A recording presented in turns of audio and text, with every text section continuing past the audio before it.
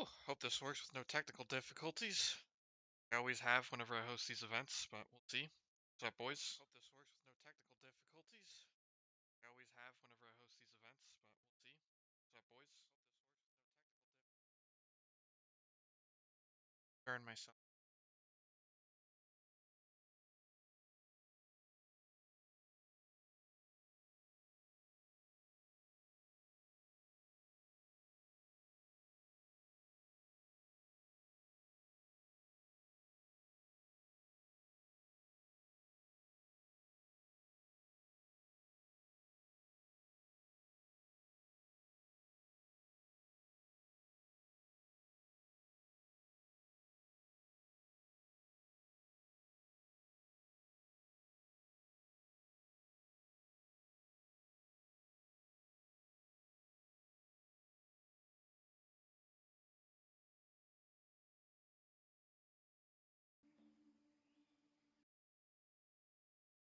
Just gotta do a little stream shilling real quick, and see who signs up.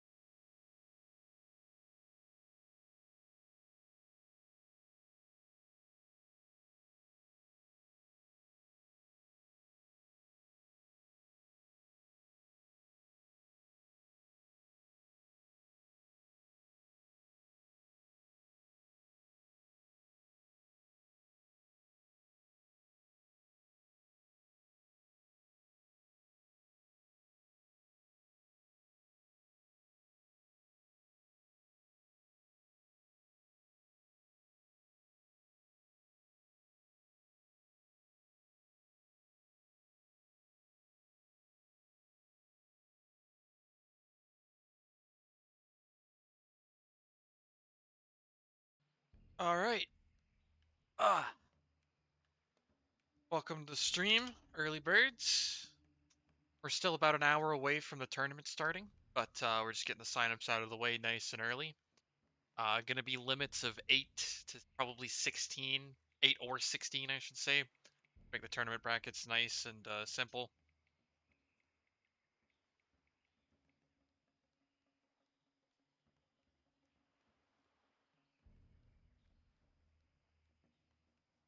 So if we have one sign up, it's literally me. So hopefully no one else signs up. I win the tournament and I can just brag about it.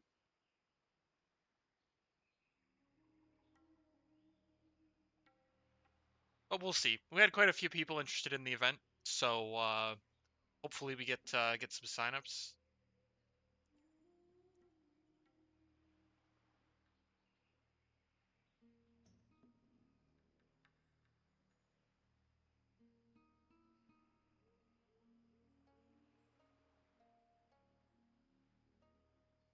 Welcome to the stream, Crapuma.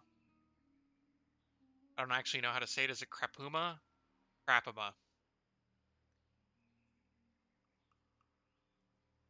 In any case, you know how it is. Shout out to Keed in the stream chat. Shout out to the man, the myth, the legend, Doobie Rocks. Got our first sign up. It's gonna be Wisp rolling up on the accursed Blood Mage. Really nasty spec to deal with in 1v1. I'm hoping I'm not in his bracket.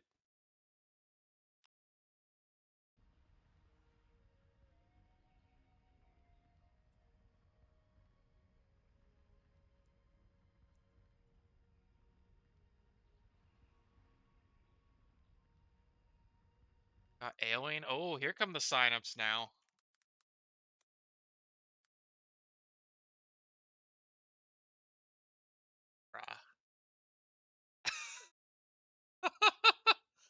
Homie's on the Orb Rune Master, but playing a Knight of Zoroth. You love to see it. Love bringing out the deprecated specs. Switch to DPS Pyro, though. Smart. Got Leanda signing up on the Starcaller ward, and that's another spec I really hope I don't have to fight.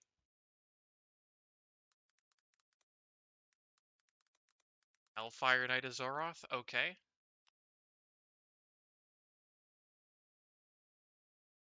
Spreadsheet of rules. Keyed. It's war games, bro. It's the same rules as Arena. The only stipulation is you sign up as a spec. Can't change your spec, but you can change your talents. So, for example, I'm an Incineration Pyro. I've signed up as Incineration Pyro.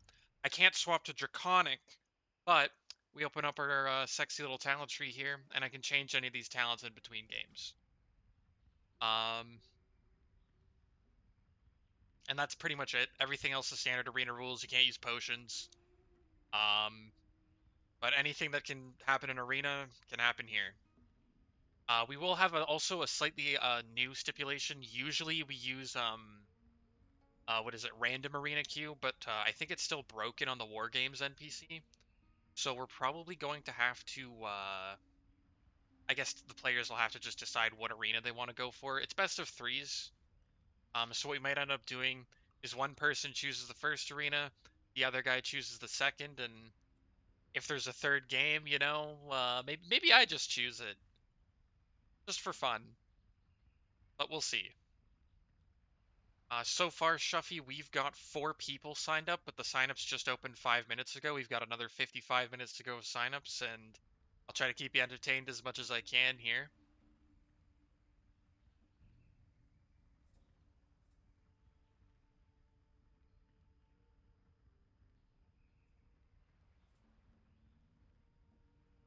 Hoping the audio quality is good. I'm hoping the stream quality is good. The mic sounds funny. I got a new one a couple weeks ago, so I'm hoping it doesn't sound too bad. It's got worse attenuation than the other ones, so you're going to be hearing a lot of vape hits, but it comes with the territory. What can I say? Actually, never mind. The battery just ran out. It's over, bros.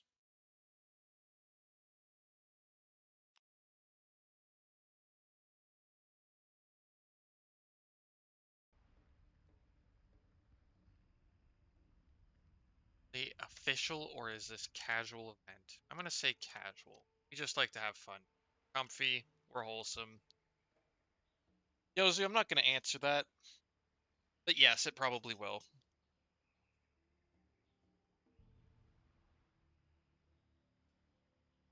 Had a good one on the last stream. Hope I can live up to the hype. Got a battleground kill. Kill a little battleground while we wait here.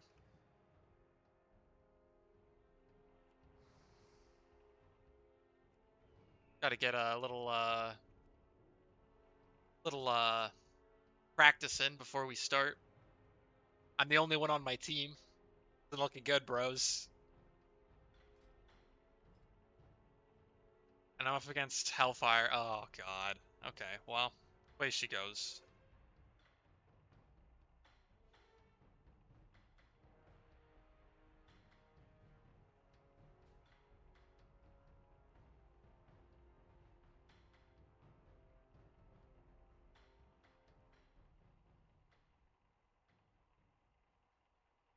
The mic sounds worse than before. Harrowing news. I really just gotta suck it up and buy a desktop mic, honestly. Wait, this is a war game? Oh my god, I've been tricked. I've been bamboozled. I've been rused. Wonder if it's my headphones. Okay, so the quality. I'm just a little too quiet. Okay, well, I can fix that. How do I sound now?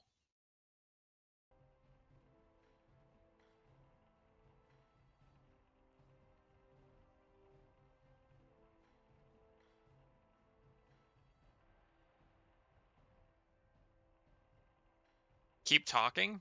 No one's ever said that to me before. Thank you, Yozu.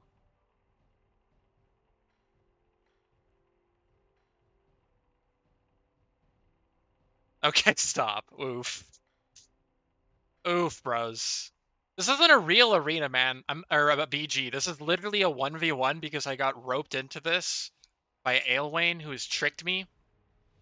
And unfortunately, I'm an extremely gullible man.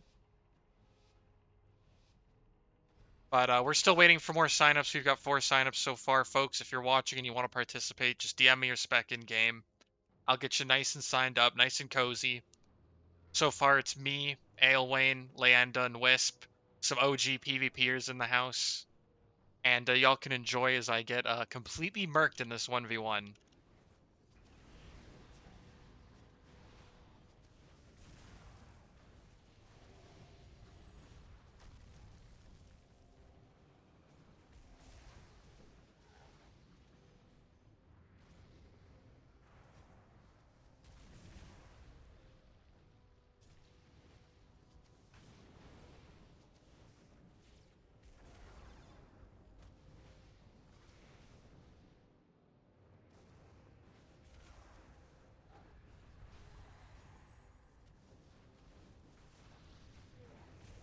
Yeah.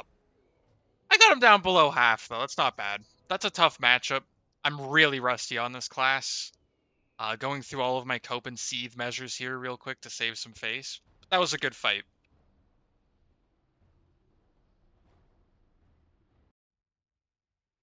Thank God you don't get Deserter for that. We got Feet Lover signing up.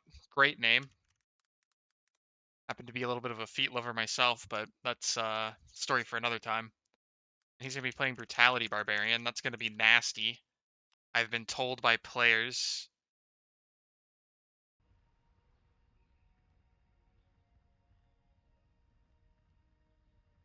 I've been told by players that Barbarian currently has 2 stuns that don't DR with each other.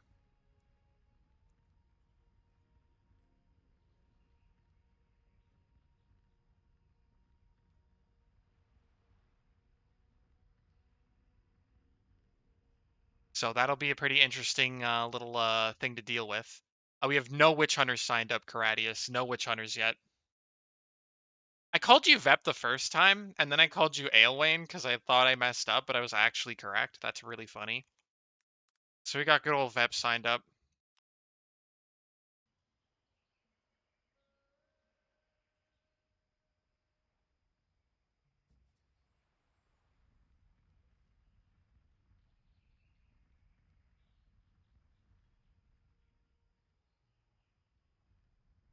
Always here for the tourneys, even if the game is complete dog shit. Ah, you love to see it. I don't know. I think the game's come a long way.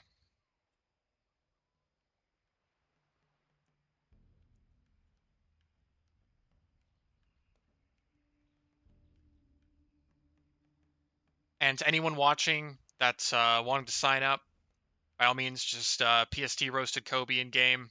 Give me your spec. Sign you right up. We got 5 signups so far.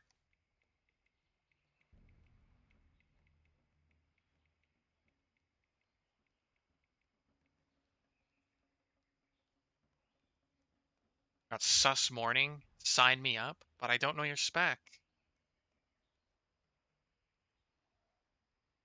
Gotta tell me your spec, man. Darkness. Darkness. Darkness Witch Hunter. Folks, that is not typically what most people associate with a good 1v1 spec, but we will see. We'll see how he does. Personally, I believe in him. But then again, I'm extremely optimistic to my own detriment, so, that might not go well. But we'll see. We got 6 signups so far. Signups are still open for another 48 minutes. We officially start at 1 p.m. Mountain Standard Time. Still hoping the quality of the stream's holding up. Canadian internet isn't exactly known as being reliable, but we'll see. Yeah, even if you're not participating, come on down to Booty Bay. Great spot. PvP or haven here on CoA. Everyone loves Booty Bay. Everybody loves booty.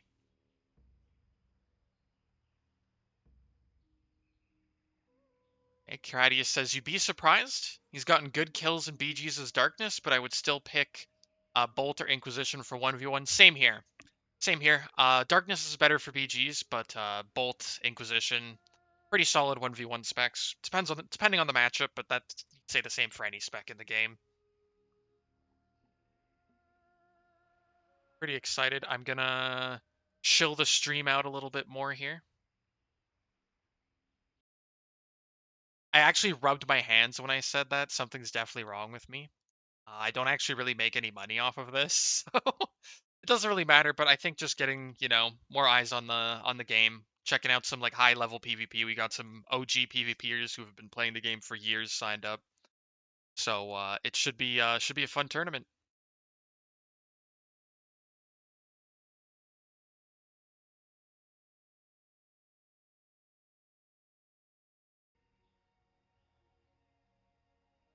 I will be doing my best to maintain a dialogue with you guys in the chat, but do keep in mind I'm just solo casting this tournament, so once the action kicks off, I might not be able to read your chat as fast as I currently am now. So just a heads up.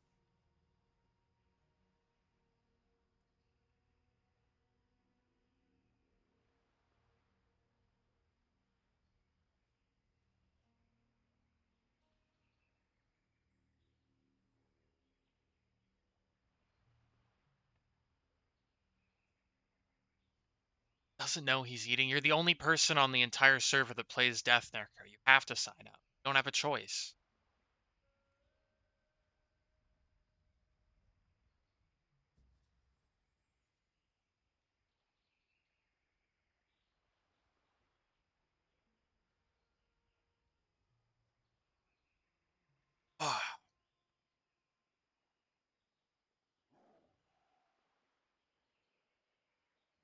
So, just to go through who's signed up already. We got myself. I'm rolling up as the Incineration Pyromancer. We got Wisp showing up as the Accursed Blood Mage. Accursed is a really interesting spec. They kind of rotate between being a caster, being a melee. We got Vep on the Hellfire Knight of Zoroth. Uh, Usually always a good pick for these types of events, either whether it's 1v1 or it's the more obvious arenas like 2s and 3s. Just has a really good kit, good damage. Pretty tough to beat. They're going to be pretty tough to beat in 1v1, but it depends on the spec.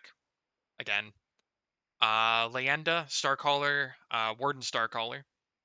Now, a couple classes prior to the event have received class tree changes because the new paradigm for class trees is to have them be almost entirely utility focused. And I believe it's going in the order of the character selection screen, if I had to guess, because it's been Necro, Pyro, Starcaller, Sun Cleric, and Cultist that have all been done. So they might have a little bit of an advantage. But to be fair, that also means they've lost a decent amount of damage because you've lost a lot of the damage nodes that used to be in the class trees. So we'll see how that plays out. It's going to be a battle of utility versus damage and how you use them.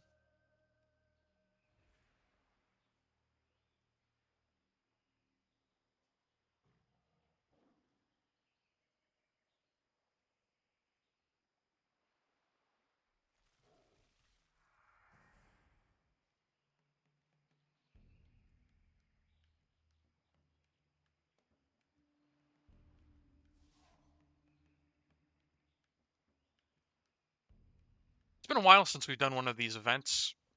I'm pretty excited.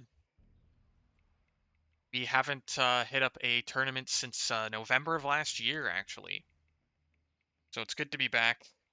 Figured there was a bit of a lull. And seems like most people like these types of events.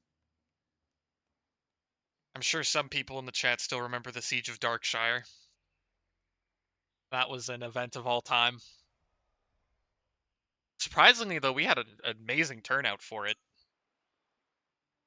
Probably the highest turnout event we've ever had. But right now, we're still sitting on about 6 signups. We've got Feet Lover, Playing the Brutality Barbarian, who, like I said, might cause some trouble since they have two stuns that don't DR, so you could eat a 7-second CC chain if you're not careful. And we've also got Sus Morning playing the Darkness Witch Hunter.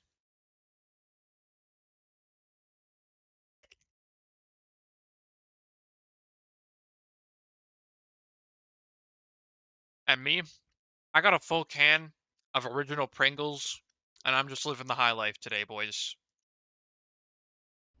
We are living the dream. I would have gone for the pizza Pringles, but they didn't have them. It's over.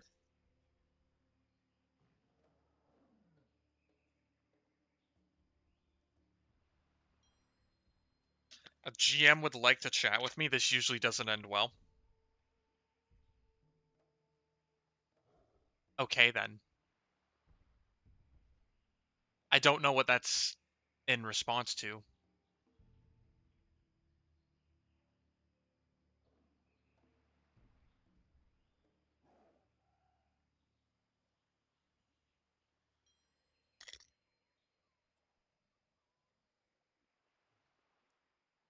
That's really ominous, Keed. Oh, you want to sign up for the tournament? Well, all you have to do is give me your spec.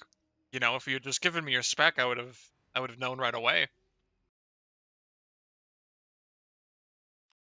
You got to make it official. I don't know if you pull a fast one and play rhyme on us. I could see it. But if you do want to sign up, I will put you down as Death Necro because I know that's exactly what you're going to play. Yozu says Keed has a 2-day response time. Keed's usually pretty good, man. Keed's usually pretty good. Come on. Not too much on Keed.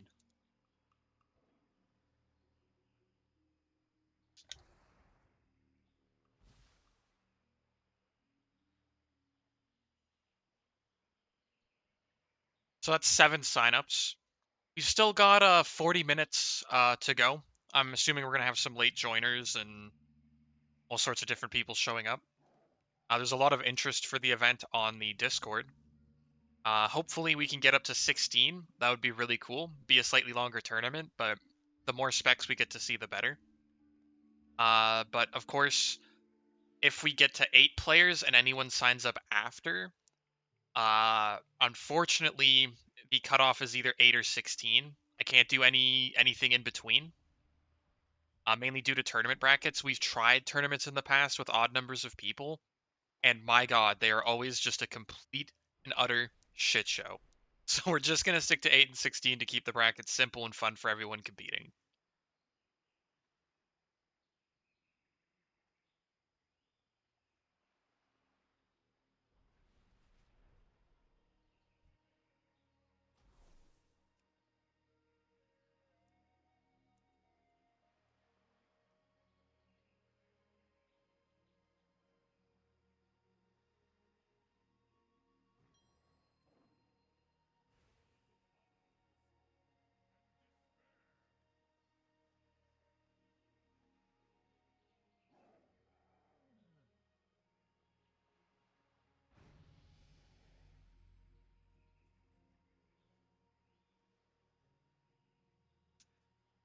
We got 7 people signed up so far this morning.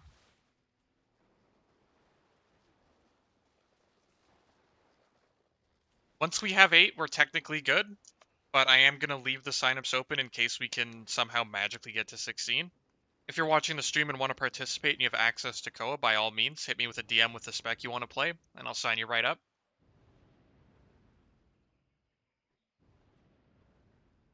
And for those unfamiliar with the way these tournaments work, is we're going to be doing best of threes with a double elimination bracket. So if you lose twice, you're done. Uh, and then the grand finals will be a best of 5. We've got our 8th player. It's going to be Small Joe. Aw, Small Joe. That's a really wholesome name. And he's also a Hellfire Knight of Zoroth, so we might have a mirror match in this tournament with 2 of them signed up. Knight of Zoroth's a pretty popular class for PvP. They got all sorts of different cool tools. You've got the hook, you've got the imprison, got the stun. And I have received the keyed buff. I am blessed by the crow. My luck is increased by 0%. That's literally the story of my life. And we got Venoma's signing up. He's going to be playing the Rotweaver Venomancer. That'll be an interesting one. They're pretty strong in 1v1 situations as well. Pretty decent sustain on top of lots of good crowd control tools. They kind of play a game of attrition against you. You're getting eaten up by all sorts of different dots. You're getting slowed.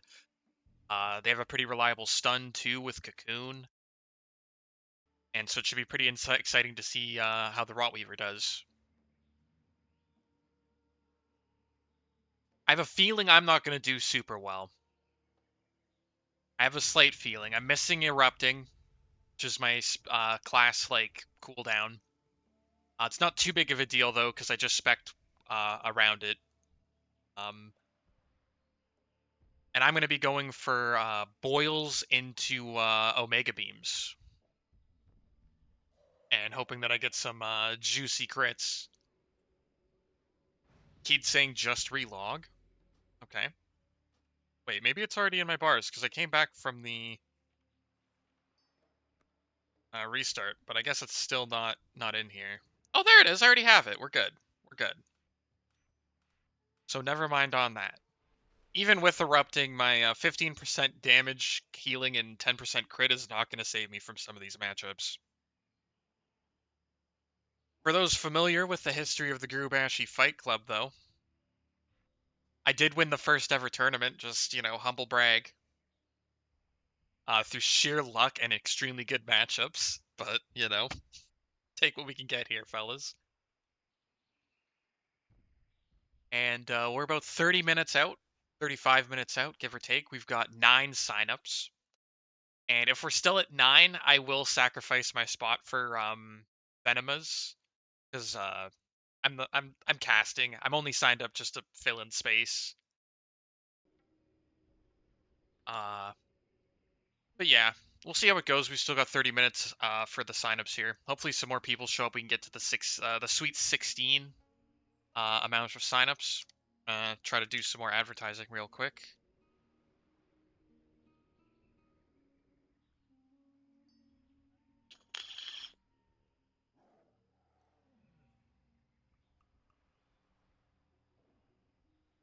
Just realized the advertisement I've been sending out in general chat doesn't actually mention it's a 1v1 tournament or anything, so it's just saying sign up, and people are probably wondering sign up for what?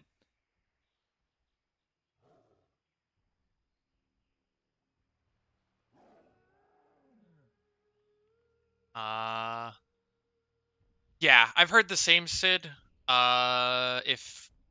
If any of the participants or anyone watching, if you're missing any abilities, usually a relog will fix it. Some stuff has gone baseline, some stuff has been cut. But I'm really excited to see how these class tree reworks turn out. I think changing the class tree to be more utility focused instead of just being able to double dip big damage bonuses from both trees should help with the balance of the game in both PvE and PvP.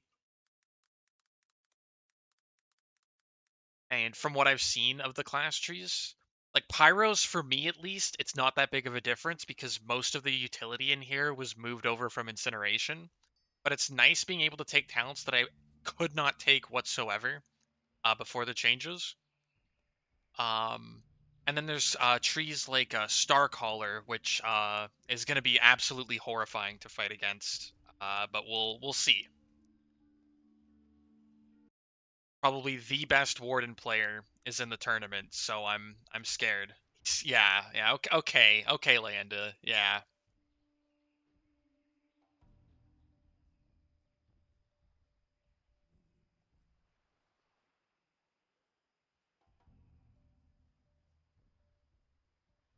So we've got 10 signups currently. Primula's in. Another OG.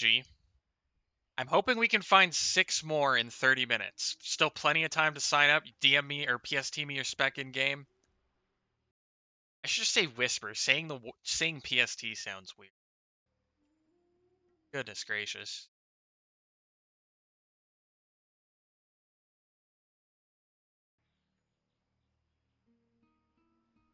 And yeah, we're just waiting. For those new to the stream, welcome aboard. I'm Kobe. I'm usually the caster for these events. I've got a pretty wide array of knowledge for what each class does, and I will do my best to try to keep up with the action because some of these fights are going to be pretty quick. Again, always depends on the matchup, but we will see.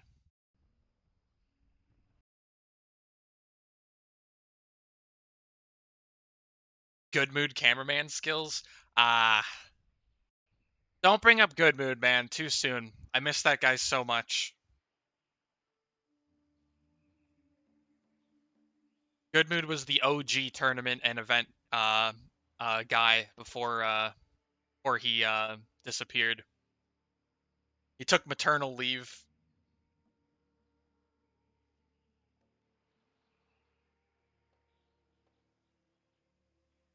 And yeah, for people participating, if you don't know the rules, it's pretty straightforward. It's arena rules, so anything you can do arena is fair game. Anything you can't, you simply can't. Uh, and you can't switch your spec mid-tournament, but you can switch your talents between games if you need to. So if you run into a bad matchup, you lose your first game, you can pick a different talent or something, and you're good.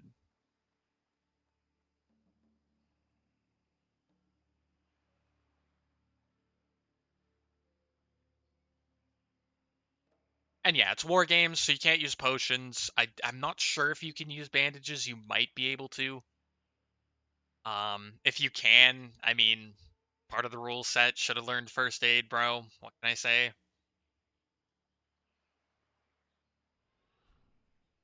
can actually bandage an arena. That's really good information. I wish I had known that because I probably would have leveled first aid, but way she goes, way of the road. If I was still on my human pyromancer, I could, but Warstomp's too good to give up.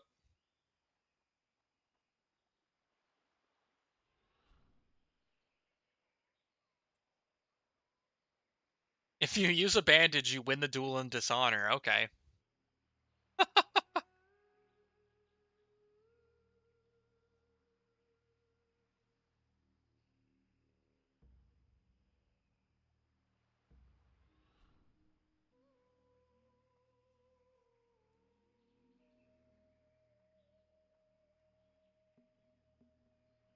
And this should be pretty fascinating. The 1v1 tournaments are more of a for fun thing. Um, in a game with 70 specs, you're not really gonna get a balanced 1v1 scene, in my opinion. There's always just gonna be specs that can just really just perform super well in 1v1s. However, I think that the flip side of that though is because there's 70 specs, I don't think there's one spec that can just beat everything else. I think you're always gonna run into at least something that can beat you.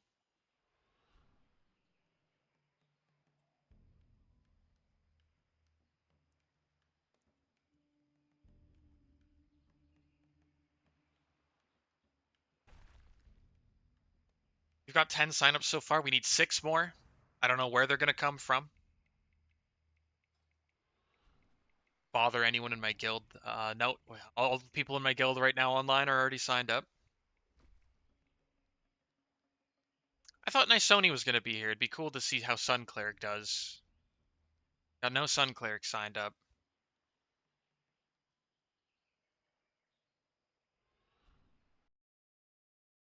Let's see, I gotta go find some people to bother in the Discord to get on.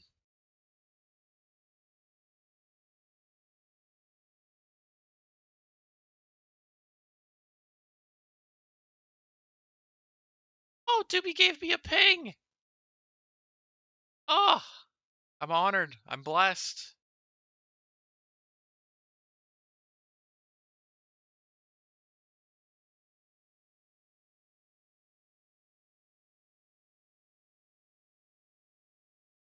Yeah, we'll be getting underway here soon, folks.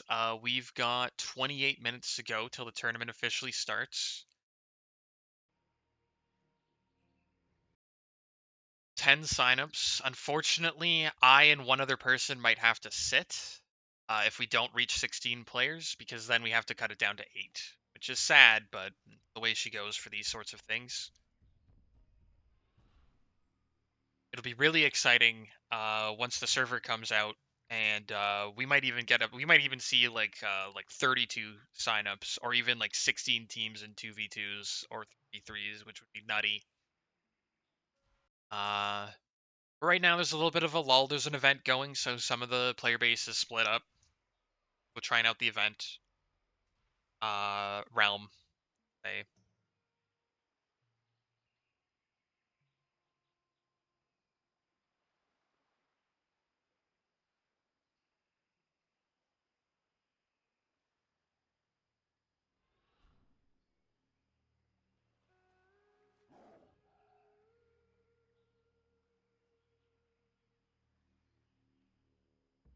Yeah, how's it going, folks? We're chilling, we're vibing, we're rising up, we're walking tall.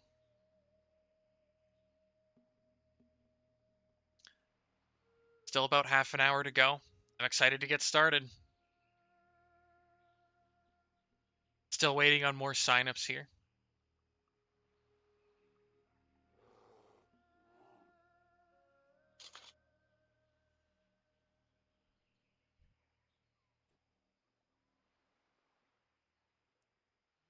Primula is bullying you for wanting to sign up as a tank. I'd bully you too. Tank specs are completely banned. No one wants to watch two tanks slap meat for 40 minutes. It's not feasible. It's not fun to watch. It's boring as hell. It's more of a test of endurance than skill. 'Cause eventually, well, I guess with dampening it's not too bad, but still like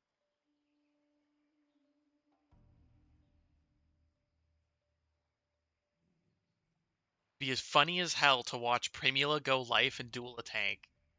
Bruh.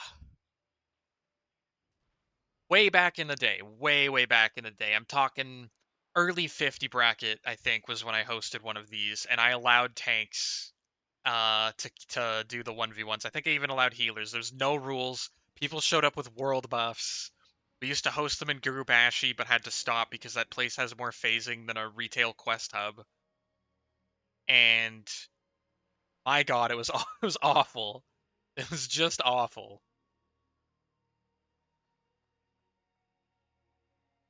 I'm kind of sad it was lost to time, but oh my god, it was a horrible event. But I did it mainly, and this is gonna sound sus as hell. I did this using some Chairman Mao tactics, where I told everyone that anything goes, you can do anything, so I could find the sussiest things that people could do and ban them.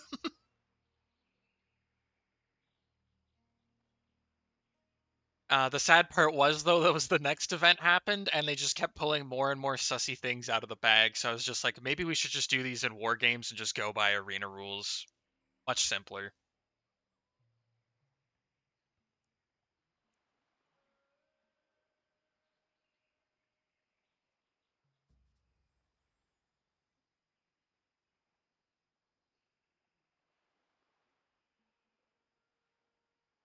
Yeah, we're up to 28 viewers, guys. Welcome. If anyone's new, I'm Kobe. I'm typically the guy that casts these sorts of tournaments and events and hosts them. Uh, hoping the stream quality is good. I have a pretty shitty rig and a bad mic, but I'll do my best to keep you entertained and show off all of these fine players' skills or lack of skills in some cases, particularly mine. We got another sign up. We're up to 11. We got about 23 minutes to go till the event hits. With Soul Reaper. All right.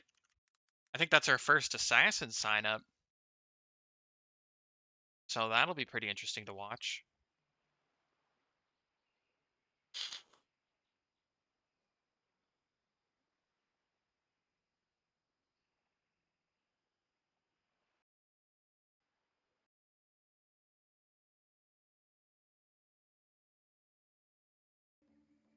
I gotta really find a co-caster for these. There's these awkward breaks in silence where it's like I gotta rest my voice a little bit. And I feel bad for you guys to just leave you in the silence, but I can't just talk forever. I can try, but my goodness, I'm not that type of guy. So hopefully next time I will find someone. What happened to my mic? I got a new one. My last one, my last headset, I was using, and the left cuff broke and was only hanging off by a wire.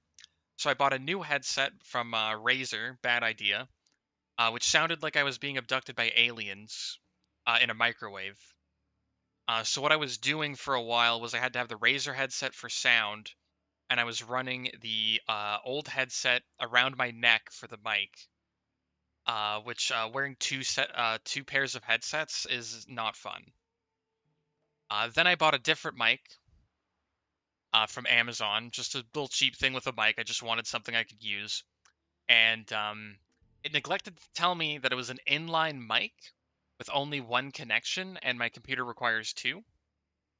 So yeah, that one was completely useless.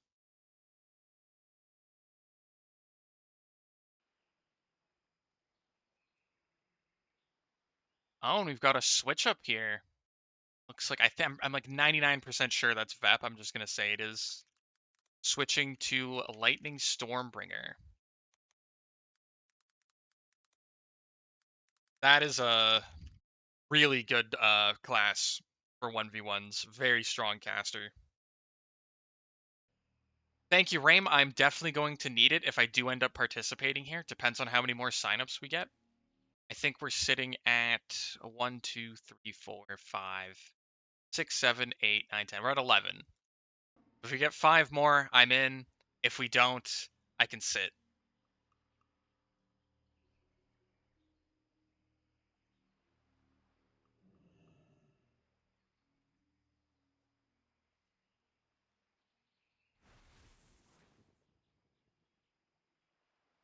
Really, really hoping for that sweet 16 number. Makes hosting 8, 16, 32, like that type of like multiple very easy to host the tournaments. And I really don't want to leave anyone out.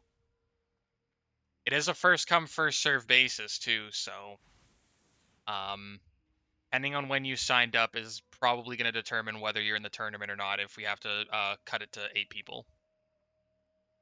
Which sucks, but you can't host these with an odd number of people or like outside of that like 8, 16, 32 multiple, or it just completely messes up the brackets.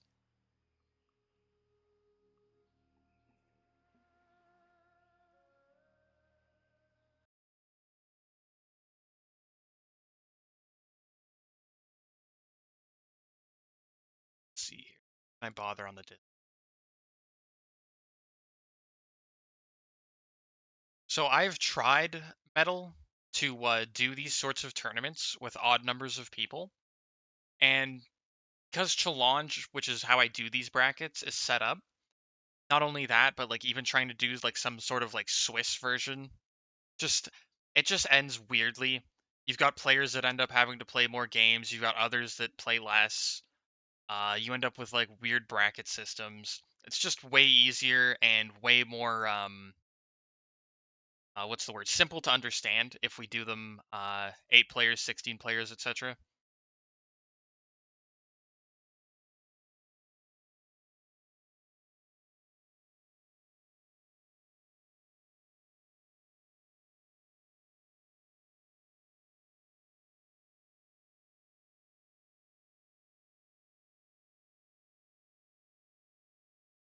Just gonna send an add everyone at my guild to list them all quick and try to get some.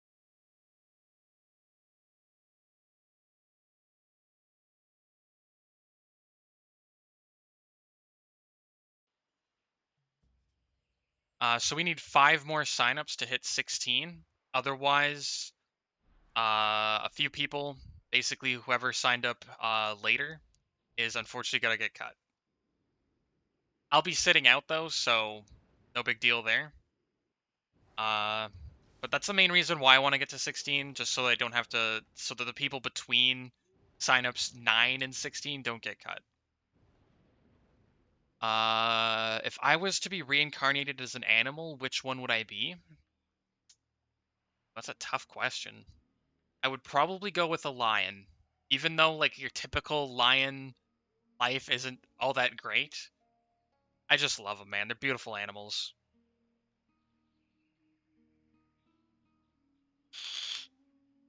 That I am not a fairy.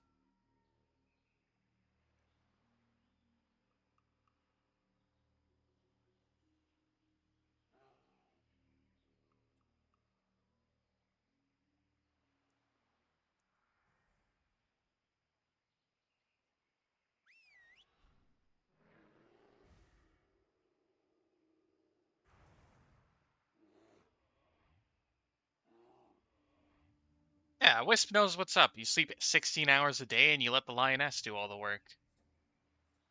Huh, just like my dad.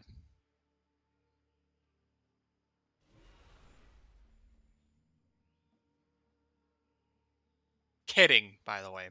Kidding. Just in case my dad ever ends up watching this.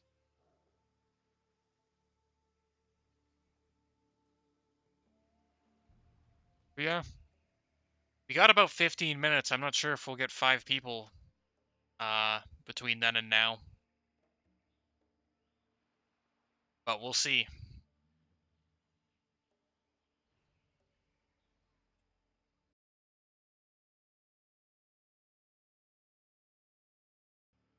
Honestly, Vep, at least it's going better than my that's why I don't care about the signups on Discord, by the way. Because I could have 100 signups and one freaking guy could show up. It doesn't mean a fucking thing. Not a freaking thing. It's all about whether you're here on time ready to rock or if you're not. But it's still way better than the last tournament I tried where I had one team sign up for the last twos tournament. That was brutal. That's one of the reasons why I haven't hosted in so long, because it was such a grim turnout. I was like, I don't know if anyone's actually going to show up to these. But I'm glad that this one's going to happen pretty much no matter what, even if we only roll with 8 players.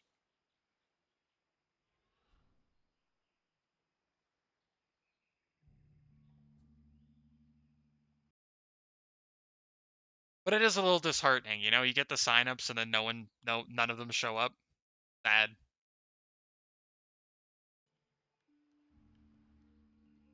That's why we can't have nice things.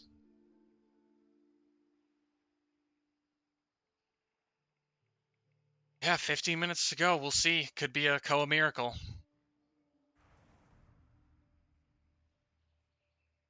I'm excited either way, though. We got some interesting specs here.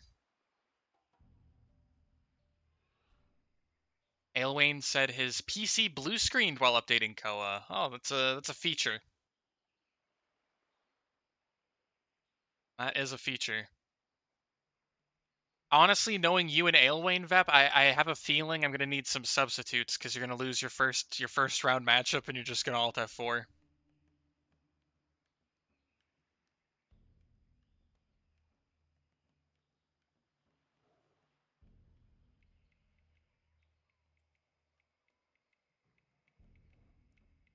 So on the bright side, even if you miss the cutoff point for the 8 players, you can still fill in as a sub. I usually with these events, 1 or 2 people usually drop.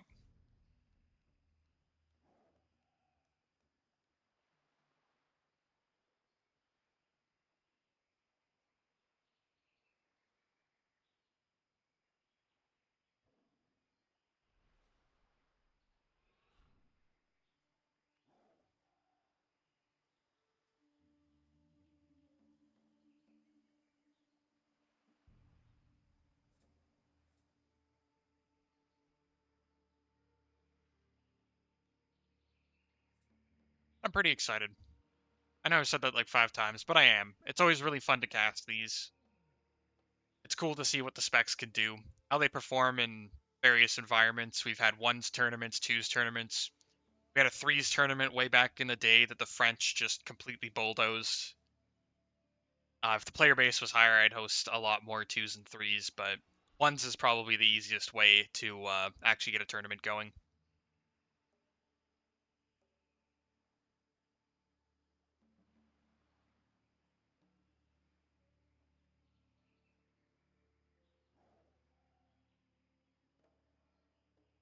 And we're just going to go over the rules again real quick, just before we get started here. So it's going to be double elimination brackets. We're going to have best of threes for each round, and then a best of 5 for the finals. The standard rules are going to be based on arena, so you can't use potions. or like wacky consumables, because we're gonna be doing it through war games. Um, the specs you have signed up as, you cannot switch once the tournament starts. You can switch them now if you want, but you can't when this tournament starts. But you can switch the talents in your spec between games. Oh, we've got another one. Sign up number 12. Inquisition Witch Hunter. Nice. Don't see many Inquisition Witch Hunters rolling around. That is a rare spec. But yeah, rules are pretty simple. I'll also be posting the Challonge bracket into the Twitch chat once we get started. I can't post it now because I have to wait to put all the participants in. Um, and yeah,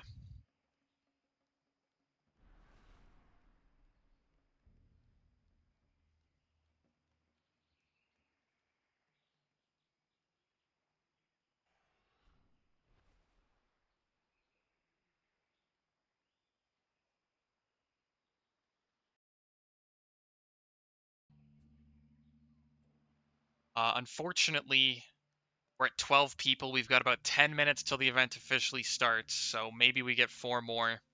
If not, the people on the cutoff list right now, and keep in mind this was first come, first serve. I'm sorry if you had any time constraints, but Primula, Bortas, and Dusk Ward. You guys would either have to be substitutes, so if someone quits, you could fill in for them.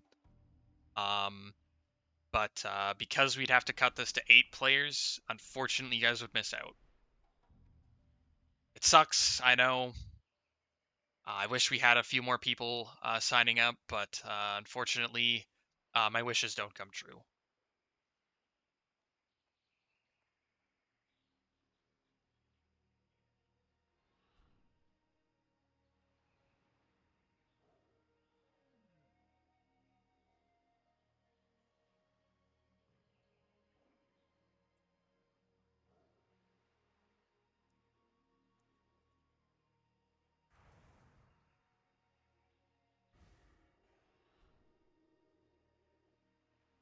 At everyone in the community Discord,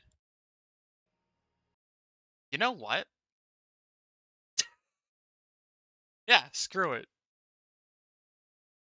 No one ever uses the thing anyway. If you're still in there, you're in it for a reason, right? Yeah, exactly. Exactly.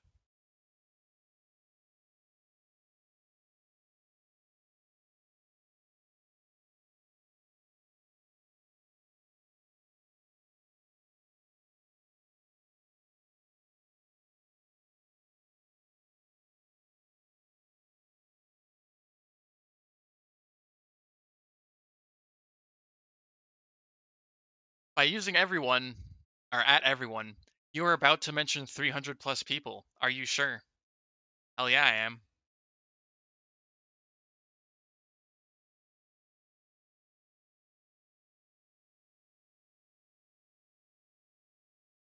And I'll even use the other PvP Discord too.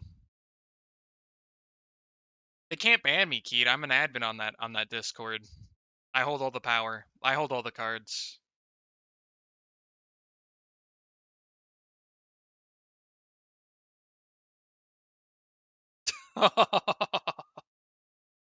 Oh man, no one's ever gonna forget that, are they? Good grief.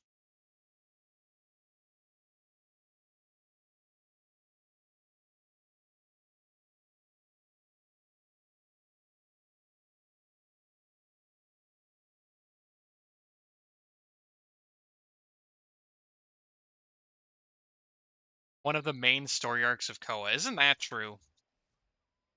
The guild landscape changed forever after that. Used to just be tribe and champions, and then every now and again a random third guild would pop up.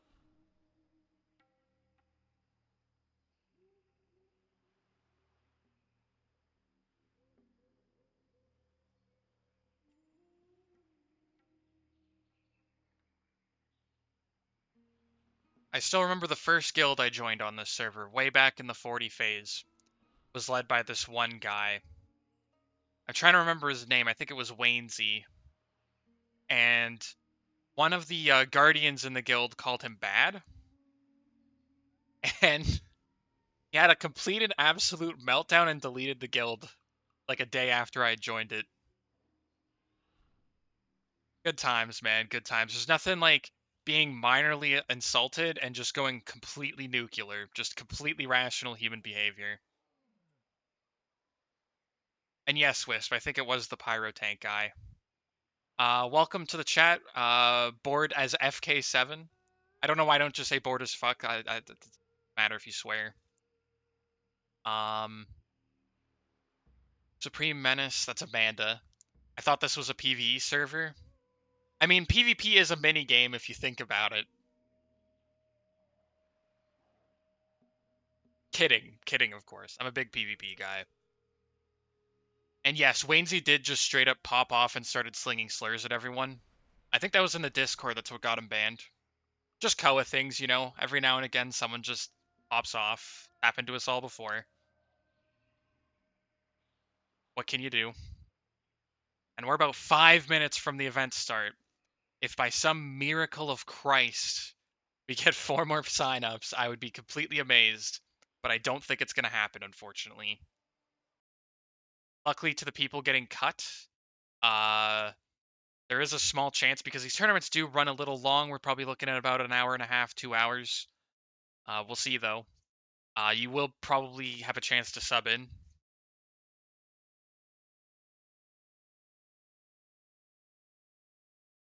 There is a brutality barb signed up, Amanda, so we might see it. Feet lover might get his chance to enjoy feet. What is my favorite type of rice?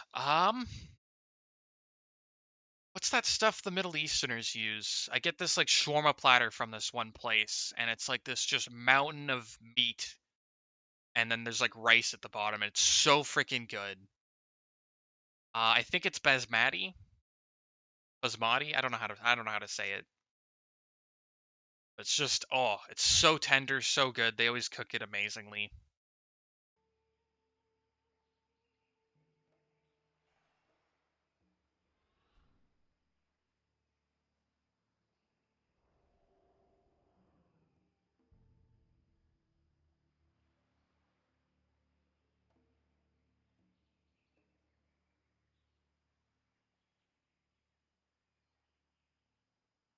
We're gonna do a last call. Heed, do not make fun of my pronunciations, okay? I'm doing my best.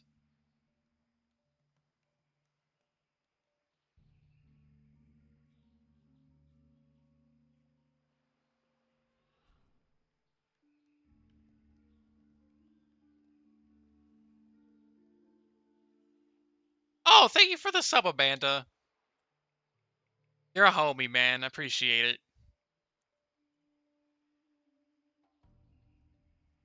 God bless you, King.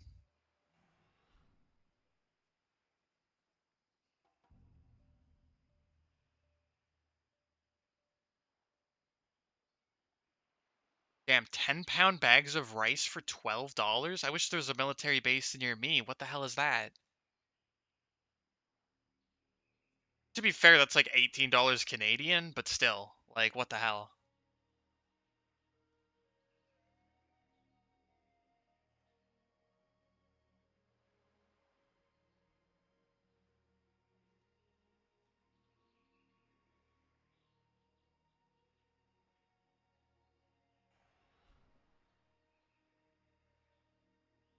Over my dead body, Veb.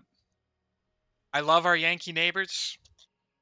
I have a very good soft spot for Americans, but if you were to ever invade Canada, I would dunk on you. We literally have nothing better to do here. So an invasion would be a welcome change of pace.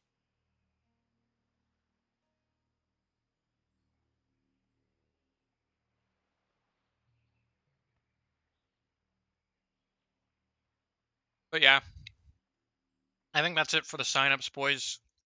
Bad news for Primula, Bortas, and Duskward.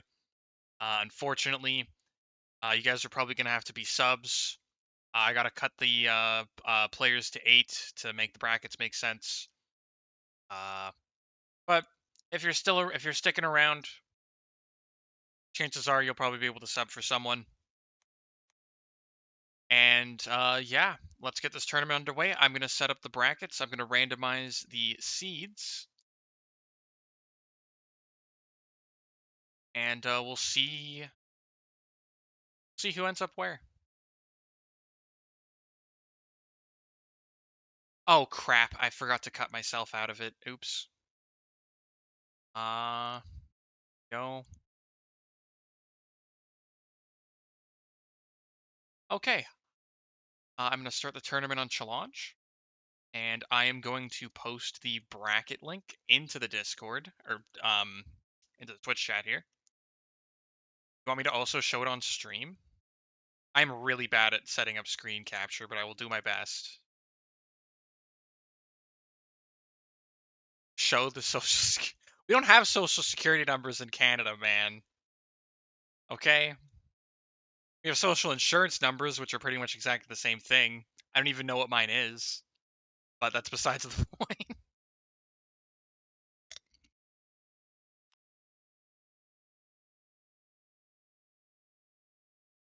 Okay, let me figure out which one this would be. I think it's this one. I'm gonna switch screens here real quick. Okay, everything broke. Nice.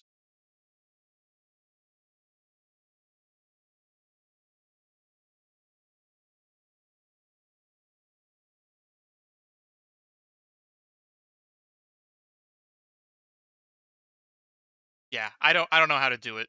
You're just gonna have to deal. You're just gonna have to look at the link.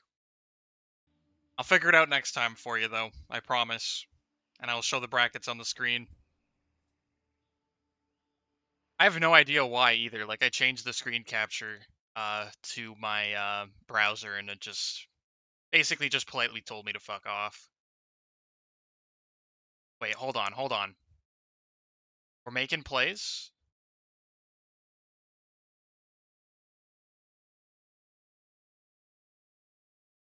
I'm using OBS key. Don't bully me. Can you guys see the bracket? Can you let me know in game too? Because I had to Twitch chat to do this.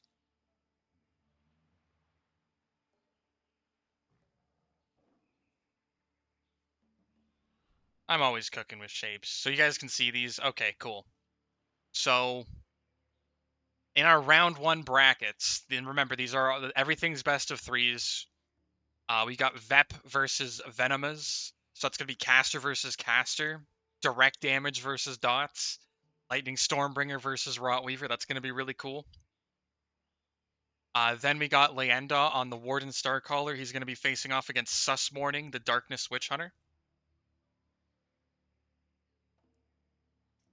Wisp, what do you think? Oh, the Z in Venomous is hard. So Venomous. Okay.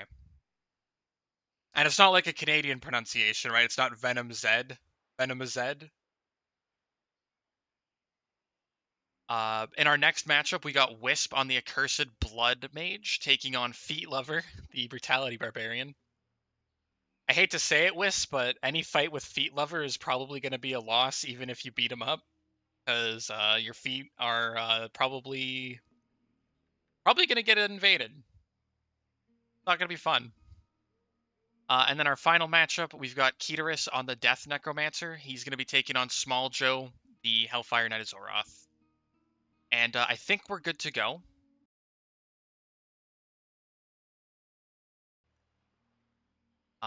Oops. You guys are gonna see something really sus on the stream, but I'm gonna fix that. Okay, is it gonna change back? Yeah, it's gonna change back. Maybe. There we go.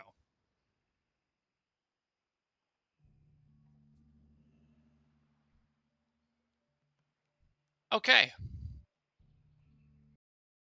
So what we're gonna have to do, just so that I can actually appear in these things, is I need, Primula usually does this for me, actually. I'm gonna ask him.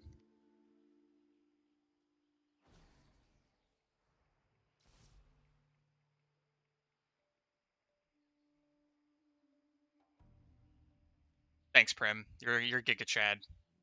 So I'm going to invite Doobie Lover.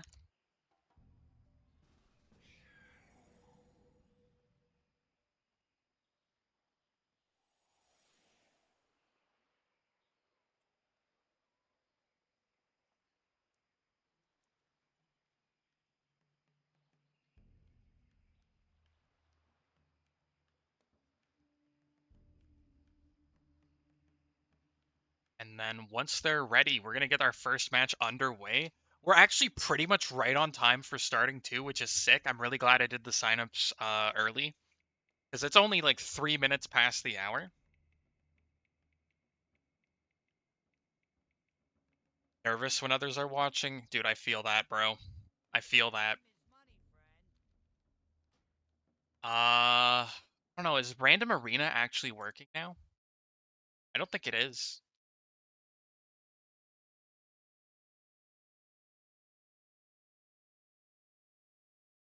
It's not? Okay.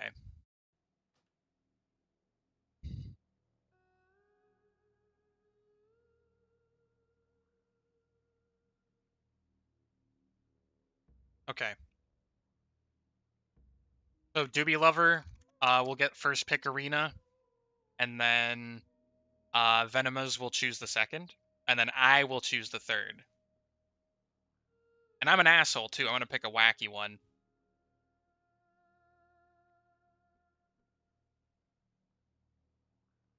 Basically, what we'll do for the arenas, because random doesn't work, is one player will choose one arena. Second game, the other player will choose their arena, and then I'll choose the third, just to mix it up a bit.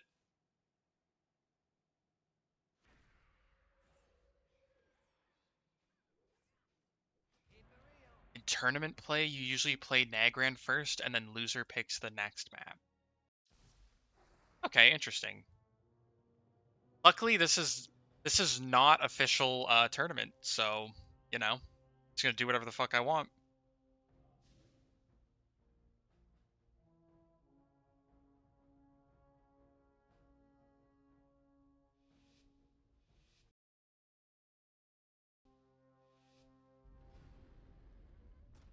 Okay. Oh, I forgot. I gotta get into first person. Here we go. That starts with a Conjure Storm to try to bring him out of stealth, but no, Venomous is by the pillar. He gets some dots off. I think he does at least. Yep. And they're getting right on the pillar humping. We got a miasma over here. Vep goes in that. He's gonna get slowed. And they're both doing some ERP. He goes back into the spider form. Vep's going to conjure Storm on himself. Doesn't matter. I think he got interrupted out of it. The Blight goes out into the Venom Web Poison Cocoon. Gets stealthed. Or stunned, I mean. Here comes the Call Lightning. He's not quite able to get it off. The Burrow goes off from Venomous. Lightning Cage into the Arm of Thorn, but he's not fast enough. Great use of the pillars here. Both players right back to full HP. This could be a long fight. Might come down to the dampening, which would be really funny because they're both DPS specs. Vep's going to have a tough time here on the Stormbringer getting damage out. Venomous, all he has to do is just dot him in Pillar Hump. A lot of the damage comes from hard casts on Vep here, so he's going to have a hell of a time actually getting some real damage off. But on the flip side, Stormbringer does have really good sustain, so he might be able to outlast him and wait for the dampening. All he needs is a couple casts, and this Venomancer's going down. And here we go. He's got him caught wide in the open in the middle here. But Vep is taking a lot of damage. Here comes the Arm of Thorum cast. Boom! Oh, he tries to Shadow Meld it, but he's a second too late there. He takes the full damage, but it's not quite a big deal. Looks like Vep's popped the immunity here. He's down to about a third HP, but he's going to be able to heal it back up a bit. Pretty good fight so far. The Venomancer has to be careful when he's out in the open here, but he's able to just put constant pressure with his dots out onto Vep. And Vep has to be careful too because Venomancer does do pretty decent damage just overall. Oh, he gets the stun off. Surprised he hasn't used Storm Alert yet.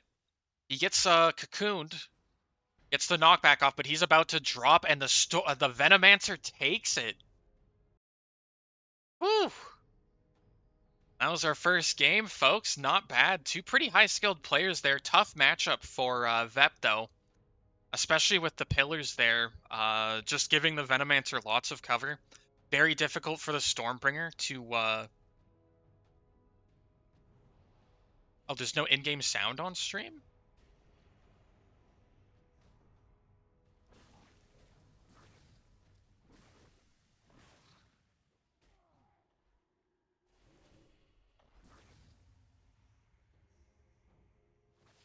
But yeah. First game goes to, I'll turn the in-game sound up a bit. I'd play music, but like when I'm casting, it's kind of a little cringe, you know? But yeah, dot spec, good heals, just pillar humps. Very difficult for a direct damage caster to deal with.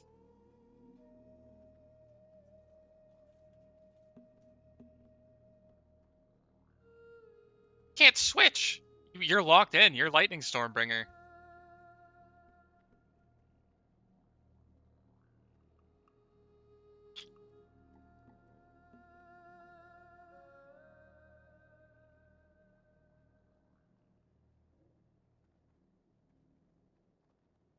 Hey, how you doing? HD?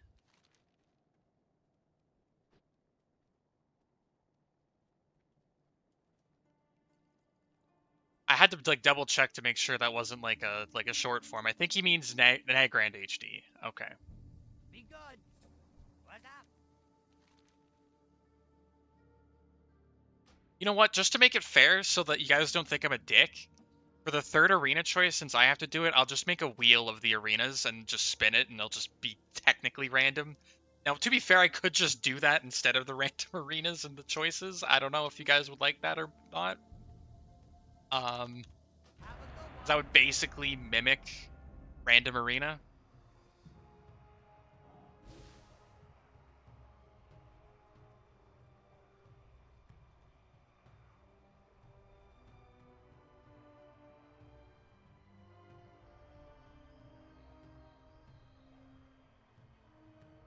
I might just end up doing that, actually.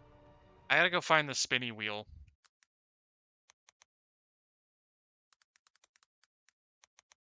The wheel of names.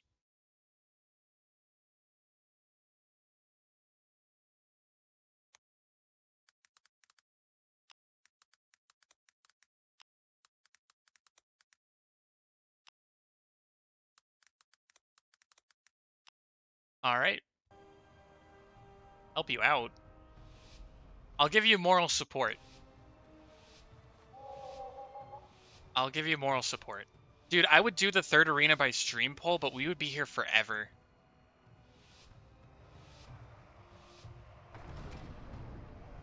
All right, match 2. Vep down 1-0 to Venomas. He's starting out in the spider form. That's why you don't see him here.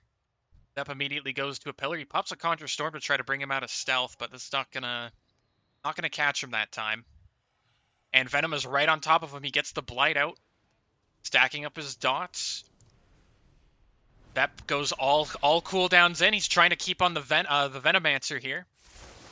Gets a Storm Alert off into the Arm of Thorum. Boom! Half his health. Woo! But that pillar humping strat's gonna work. He's gonna be able to heal up really fast there. And that Arm of Thorum has already been completely reverted. Venoma's back to full HP. And it's gonna be tough here for Vep. I think this is just a really harsh matchup. Self-healing on Rotweaver. A little sus. But yeah, he did remember to use Storm Alert this time. But he's taking so much damage from these dots. He's eating slows. He can't maneuver around the pillar as fast as the Venomancer. Oh, look at this little guy. A little Fungarian, man. I love that guy. He's just out here. He's running around. He's punching Vep. Spider's doing a good job of just going around the pillar. Like, even when he's in spider form, he's even harder to deal with around the pillar just because he's moving so quickly. Tries to get a little heal off. He's just staying full HP, playing it very safe. Knows this is a game of attrition. And it looks like Vep has either DC'd or has simply just given up all hope. Tough, tough matchup.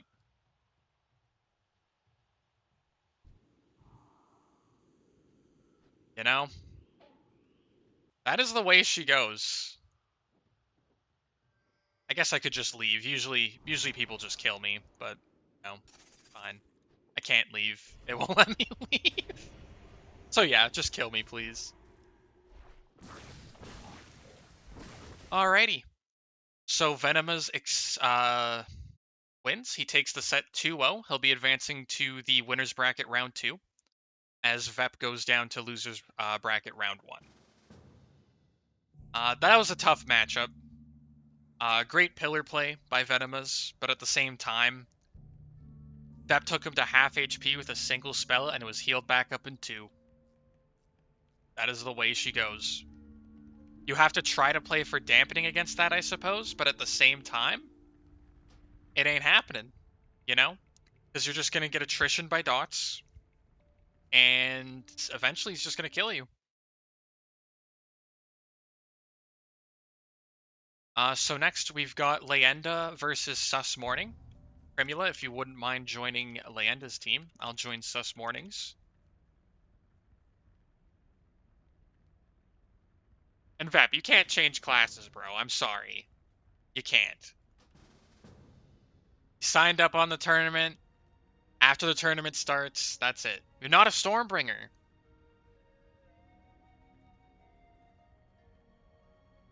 Yo, I'm not falling for that again. be good.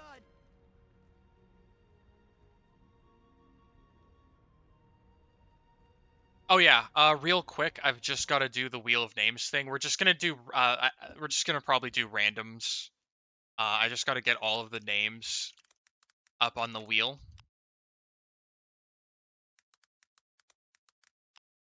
Vep is new to the game, you think? Yeah, maybe. Maybe.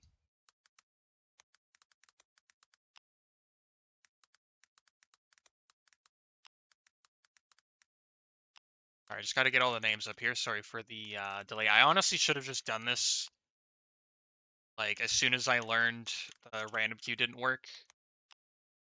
But, that's the way she goes. We live and learn here.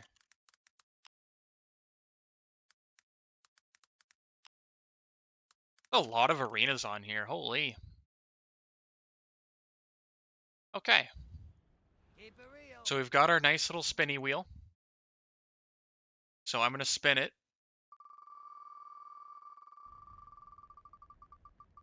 What's up? And we got Twisting Nether. Imperial. Never mind. Okay. Have a good one. It was like right on the line. Okay. Be good. And here we go. Darkness versus, what is it? It's Darkness versus Warden. Right. I always forget Starcaller exists.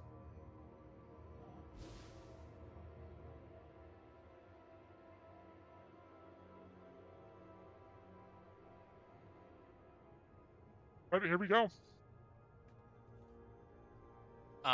Looks like Sus Morning might be running a unique Darkness Witch Hunter build where he doesn't summon his pet. Which is pretty risky, but it looks like he's going for it. And I think Leyenda's just gonna trounce him. I hate to say it, I don't care how good of a Darkness Witch Hunter you are. If you're going up against Warden, I think they just dunk you. Oh, and he's summoning his pet now. Alright, good call. I thought he was gonna go petless there for a second. Glad he didn't. And here we go, Landa just starts bum rushing him. Big damage going out on the Darkness Witch Hunter. He's doing his best, he gets a stun off. Pet's going at him, he gets charged to immediately, gets a slow off, he does a disengage, he's getting charged at again. Oh, but he knocks Landa back. He's taking some damage, but if he can maintain this distance, he might do okay. Landa gets some self-healing off. Sus Morning turns into a bird. But Landa's got good self-healing, he's got the good sustain, he's tanky as hell. He gets the freeze off on Sus Morning. He could be in trouble here. This could be it. No, he gets a little vault off. It's not going to be enough, though. Landa's going to dash right after him. Oh! Oh, and he gets off the bridge. Shadowhound doing work. Looks like Landa's rooted or something here. First person. Sorry, I forgot the first person. Yeah. Oh, bully. Yeah, looks like the sustain is just going to be too much for Sus Morning, and he drops. He did a good job of kiting out Landa for a while there, but between the tankiness and the sustain, I really don't think there's much you can do there. And Landa will take the first game 1-0. I feel like the guy playing Darkness Witch Hunter, you had to have been like someone must have you must have lost a bet to play that in a 1v1 like tournament. You must have straight up just lost a bet. Time is money, friend. But we're gonna go into Arena 2. I'm gonna spin the wheel.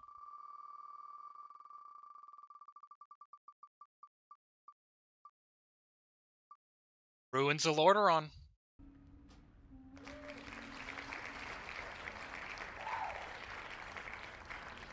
Keep it real. Nobody saw me Have a type good the one. name of the arena into that. Okay, no one saw that.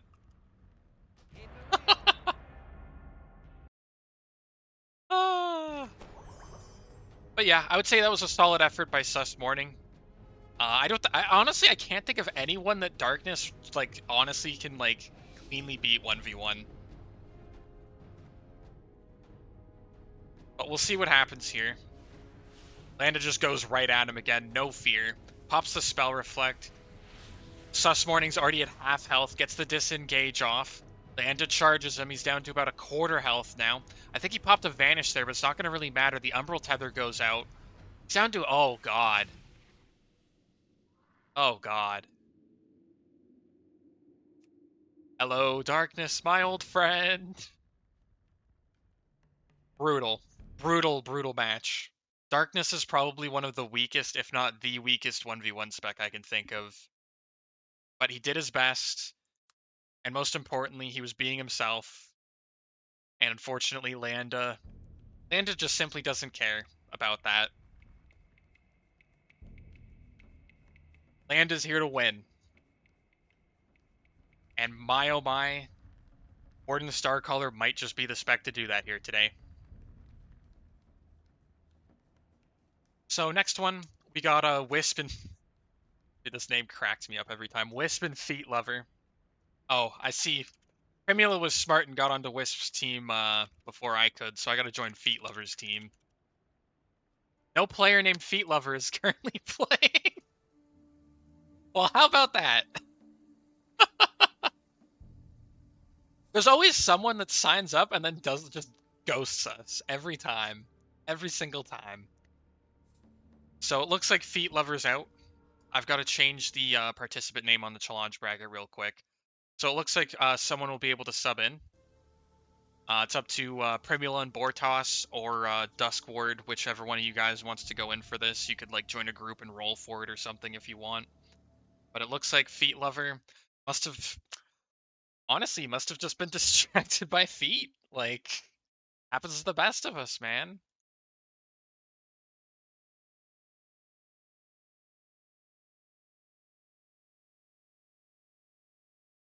But yeah, if you guys want to join a group, roll it up. Decide amongst yourselves who's going to sub in for him. I feel really bad for whoever's going to sub in for them because Wisp is... Honestly, Wisp has to be top 3 best PvPer on CoA of all time. Straight up.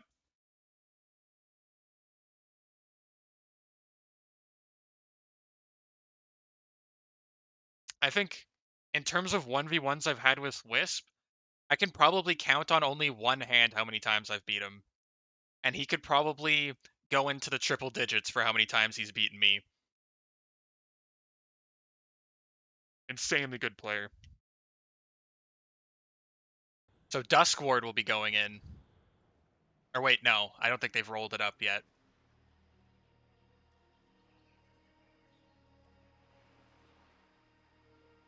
Dude, the Torrent stealth animation. Look at this goofy motherfucker, man.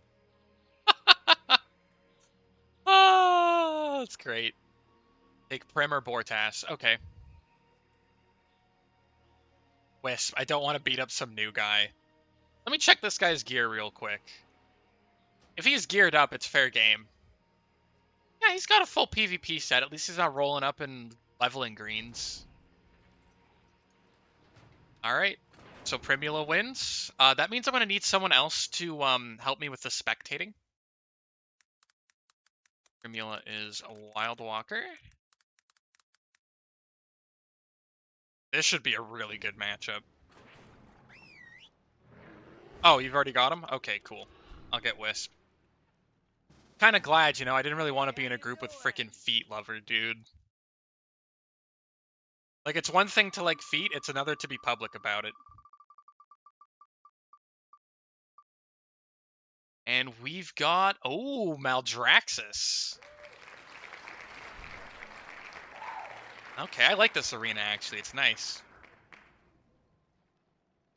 Oh, I gotta ask real quick if they're ready first. MU ready.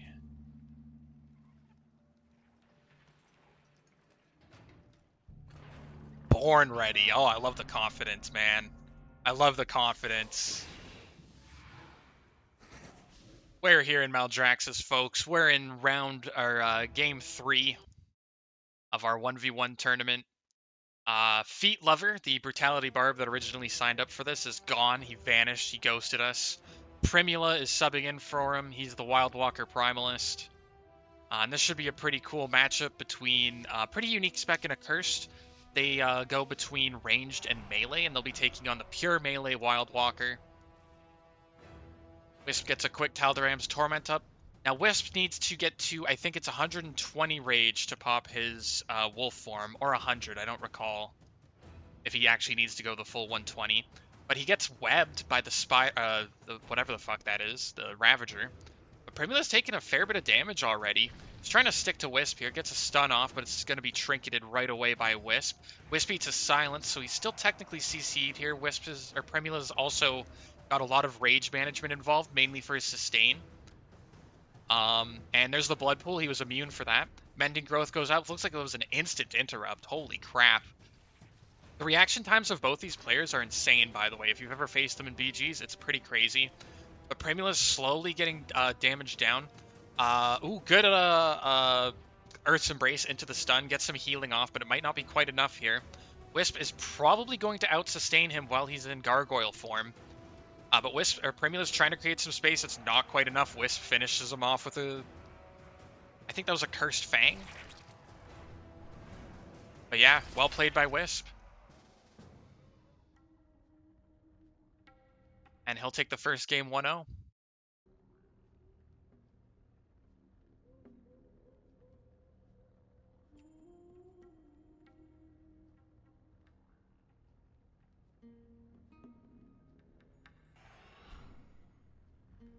And a correction for the Twitch chat, I don't think Starcaller actually gets a charge. They just have so many like different mobility spells, it's hard to keep track with them. They've got the forward leap, they've got the sprint, got a tether. Tethers are real cool. Love tethers here. Have a good one. But Wisp will take the first round. I gotta spin the wheel real quick. Sorry for the delay. The wheel's spinning. Round and round it goes. And you're not going to believe it, but we got Maldraxxus again. I'm going to spin it again. Who wants to do the same arena twice? Screw that. So many lovely arenas. We got Blades Edge HD.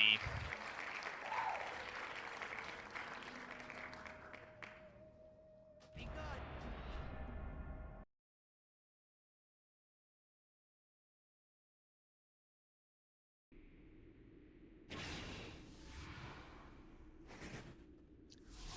I don't disagree with you, 110301J, but there's so many cool arenas. I love seeing them, and personally, I think the RNG factor does play a kind of cool part in these sorts of events. So I do agree, Nagrand's just a straight up classic, especially for 1v1s, just a nice flat surface.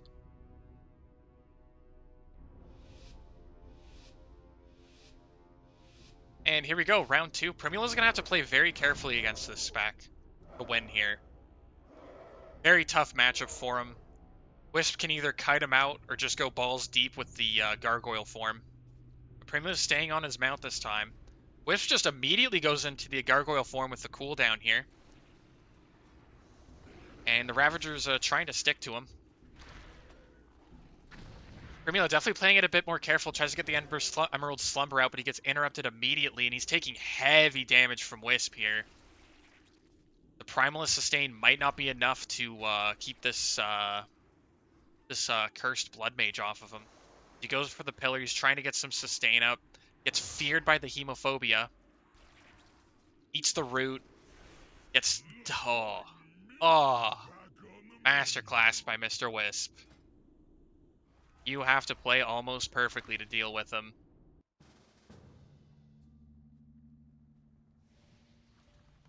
And, man, another 2-0 set. Some unlucky matchups in the first round, but Wisp will take it 2-0. And our final matchup for round 1. It's going to be Keed versus Small Joe. Death Necro versus Hellfire Knight of Zoroth. It's going to be a tough matchup for Keed, but we'll see if he can pull it off.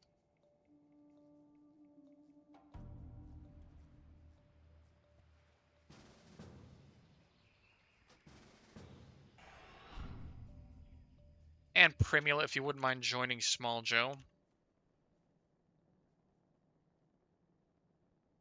Get this thing underway. I'll roll the arena now.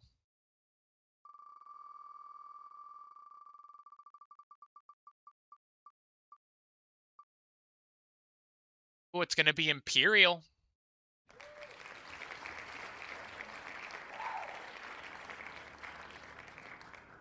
And Amanda's saying Death Necro is booty cheeks. Oof. Well, we'll see if Keed can prove us wrong here.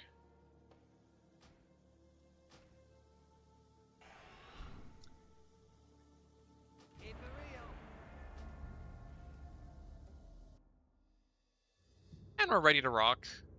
I think this arena's more of a... it's kind of like a Blade's Edge kind of arena. Very similar. Bridge in the middle. Oops, I don't think I have my thing on. There we go. And they're off. Small Joe on the horse. He's going to be hunting Keed. And he's below the bridge. Keed's above it.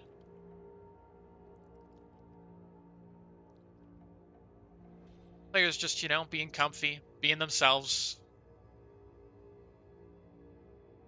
Keed's sitting on the bridge.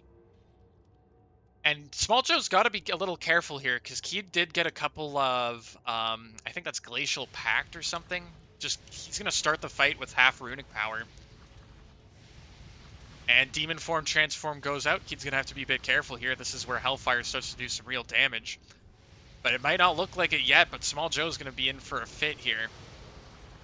As Keed just gets stronger the longer the fight goes on. As you can see, their health bars are pretty much exactly the same, both pretty low. The hook goes out on Keed as he tries to Grime Step away.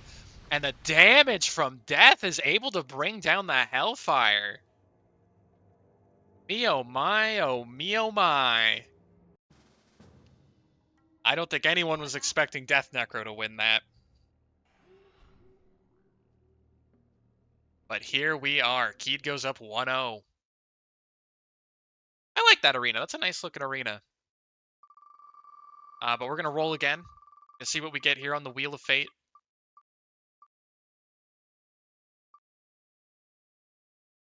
Oh, Maldraxxus again. Okay.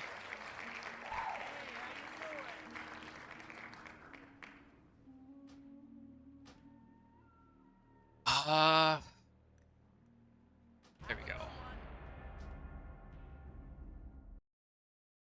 I'm going to shuffle this real quick. It's getting Maldraxxus a lot. It's too sussy, man. All right. Game 2 between Small Joe and Keed. Very close last game. Thing is like Keed was at about half HP, Small Joe was near full, but once that death damage starts to ramp up, you are in trouble. And Keed is an exceptional Death Necro player. He will punish you. But Hellfire's no slouch either. Very good burst damage, good utility. He was able to hook Keed right after the Grime Step, which was a good show of patience. So we'll see. Some timing and some crits go his way. Hellfire can win this too.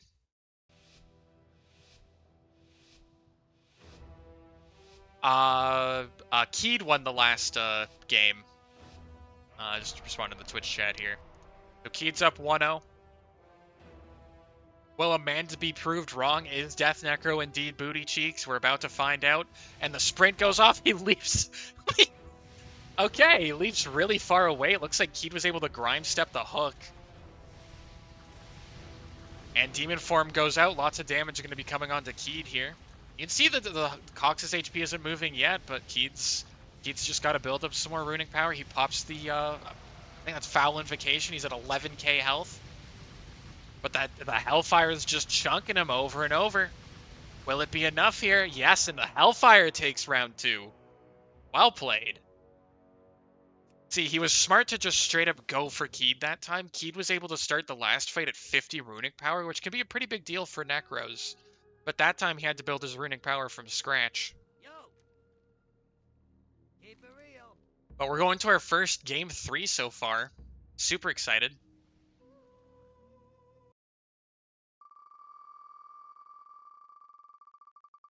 And yeah, I do agree. I think the aggressive just jump him right at the start worked out really well for him. And we're going to Blade's Edge.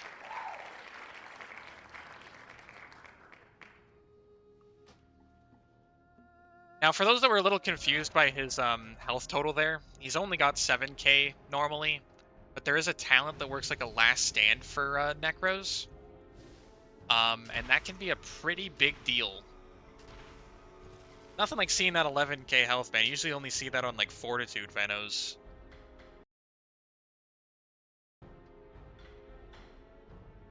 And here we go. This is game 3.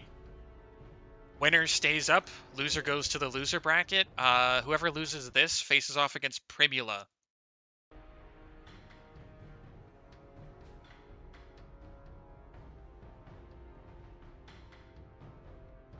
So I should probably ready up. Sorry, fellas. There you go.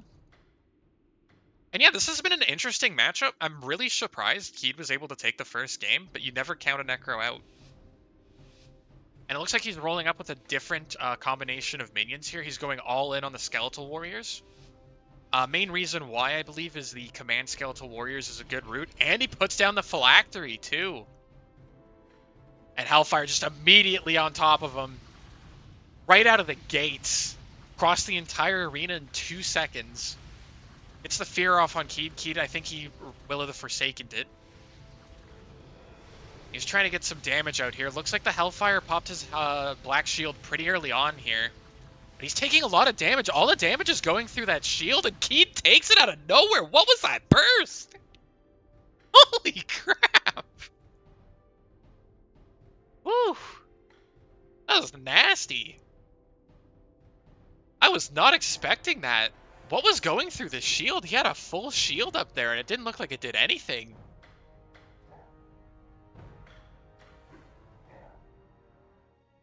Holy. Well, I was not expecting it, but Keed takes the set 2-1. Small Joe will be going up against Primula in the loser's bracket. A little bit later, we're going to give him a little break. I don't really like making players do back-to-back rounds. It's, you know, just a tournament host thing. Keed says, I think a bug happened. Bugs on my CoA? No. Dude, bug tracker's here. There's no way there's any bugs going on.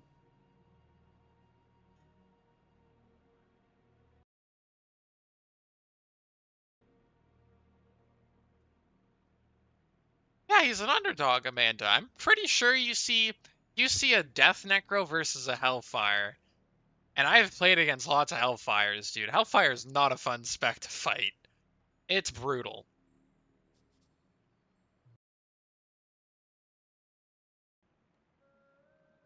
So yeah, we're gonna do the losers bracket before we return to the winners. Or no, I guess no, it makes sense to do the losers bracket first. It's still round 1, so we're going to the losers bracket round 1, and it's gonna be Vep taking on Sus Morning.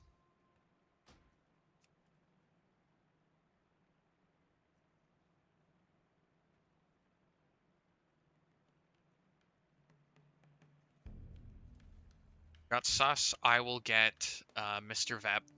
Is Vep even still here? He is. Okay, good. Misspelled his name. It's over. We're gonna spin the wheel of fate. Dude, if darkness somehow takes a round,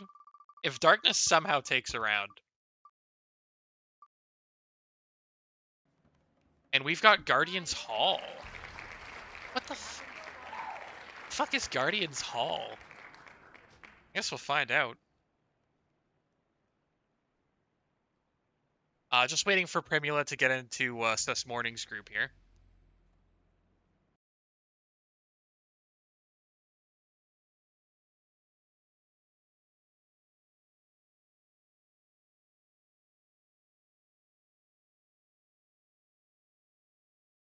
Looks like he's gone AFK.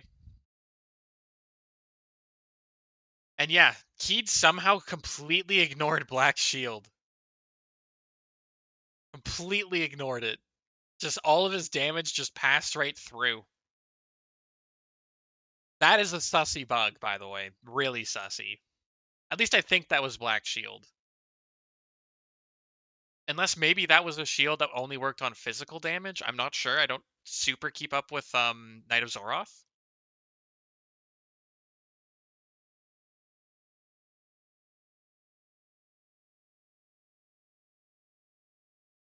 Just let me know when you get into his group, Primula. Sus is ready? Okay. I don't think he's ready.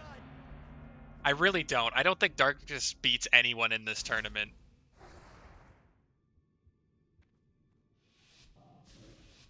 But we'll see. I mean, Vep's new to the game, so he could definitely beat him. Oh, it's this place! Oh, I like this arena too. This is a good one. And Vep playing very aggressive. Gets the exhale off. Here comes the flintlock shot, and he gets stunned. He's gonna eat an Arm of Thorim here. Big damage. See, I'd have vanished that, but, you know. And he vanishes after. He's on the retreat. He tries to get the knockback off. And Vep just zaps him. Darkness. Look at Darkness Witch Hunter, man. Come on. That's so sad. There was, like, nothing he could do there. Let's be real. Vep just popped his coolies and ran at him. So Vep takes it 1-0. I'm going to spin the wheel again. You know, if things go his way and he can survive those initial cooldowns and he could somehow, some way, somehow get through the Lightning Stormbringer sustain, he might win. It's unlikely as hell, but he might win. And we're off to Blade's Edge Arena HD.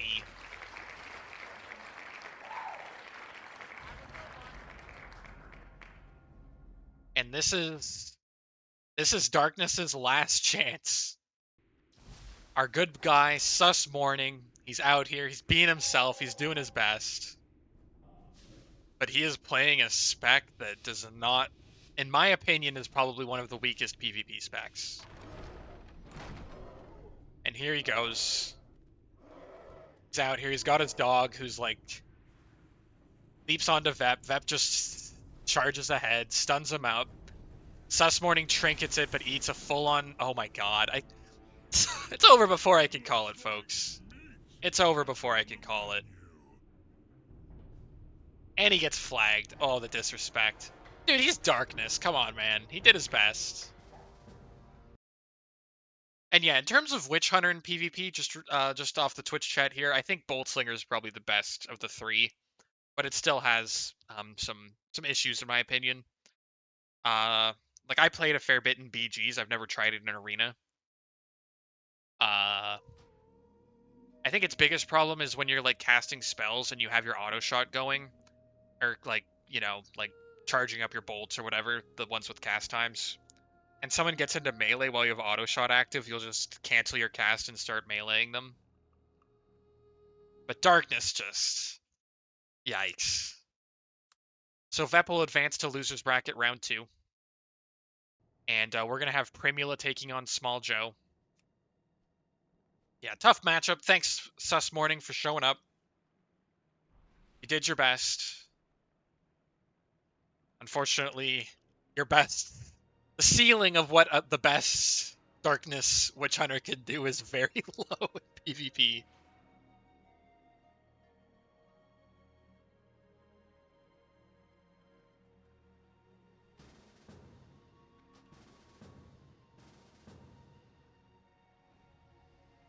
And if someone wouldn't mind joining Small Joe's team, because Premier usually does this, but since he's in the tournament, Be good.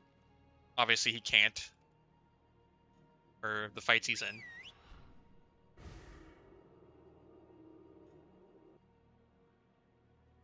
Oh yeah, I gotta do the Wheel of Fortune roll. Big May the Fates Be Kind moment. And our first one is gonna be Ruins of Lordaeron.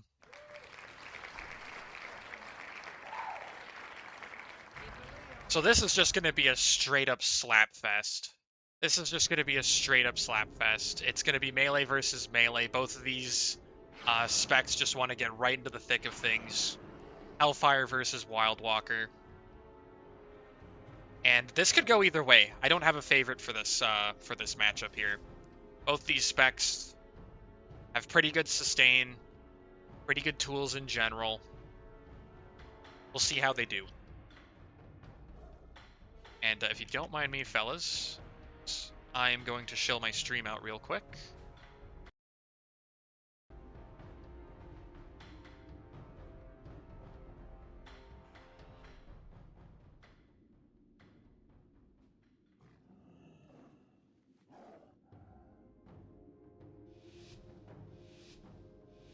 Okay. Big meaty men slapping meat. This is a full-on pro wrestling match here. They're just going to be going right at it.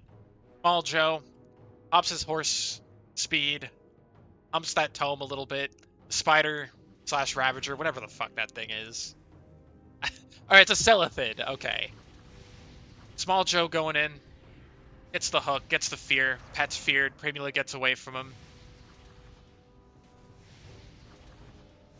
Gets stunned up. Hellfire Imp doing some work on the damage. Primula's sustaining pretty well here. Hellfire's done about... Oh, they're getting pretty close damage-wise. Pops the Black Shield. Primula's got to be careful here. He's not going to be able to do too much into that. But he's doing a really good job out-sustaining here. If he can just wait out the coolies, he might have a chance here, but I don't think Small Joe's going to let him wait it out. He's sticking to him like glue. Primula's taking a ton of damage. He's getting really low on HP, but you never can count a Primalist out. Dude, the shield's been on him forever. What is that? Is that just a visual bug? Because it says he's absorbing his entire health pool worth. That's got to be a visual bug. That can't be Black Shield.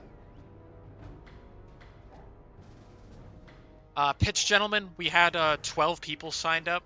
Had to cut it down to 8.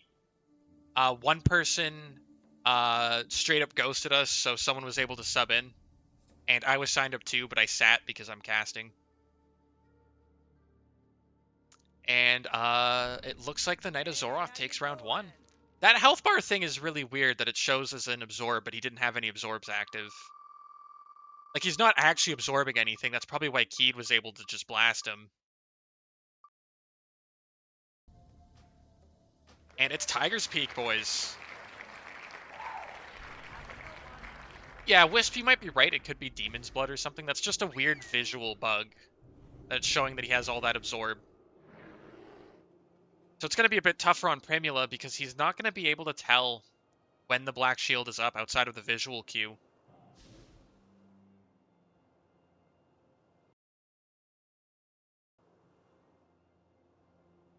And here we go. It's a winner go home here for Primula. He's got to win 2 in a row to stay in the tournament. Small Joe just needs 1 more win, and he will advance to face Vep in the next loser's bracket round. Oh, did I click the ready button? I think I did. Yeah. Okay.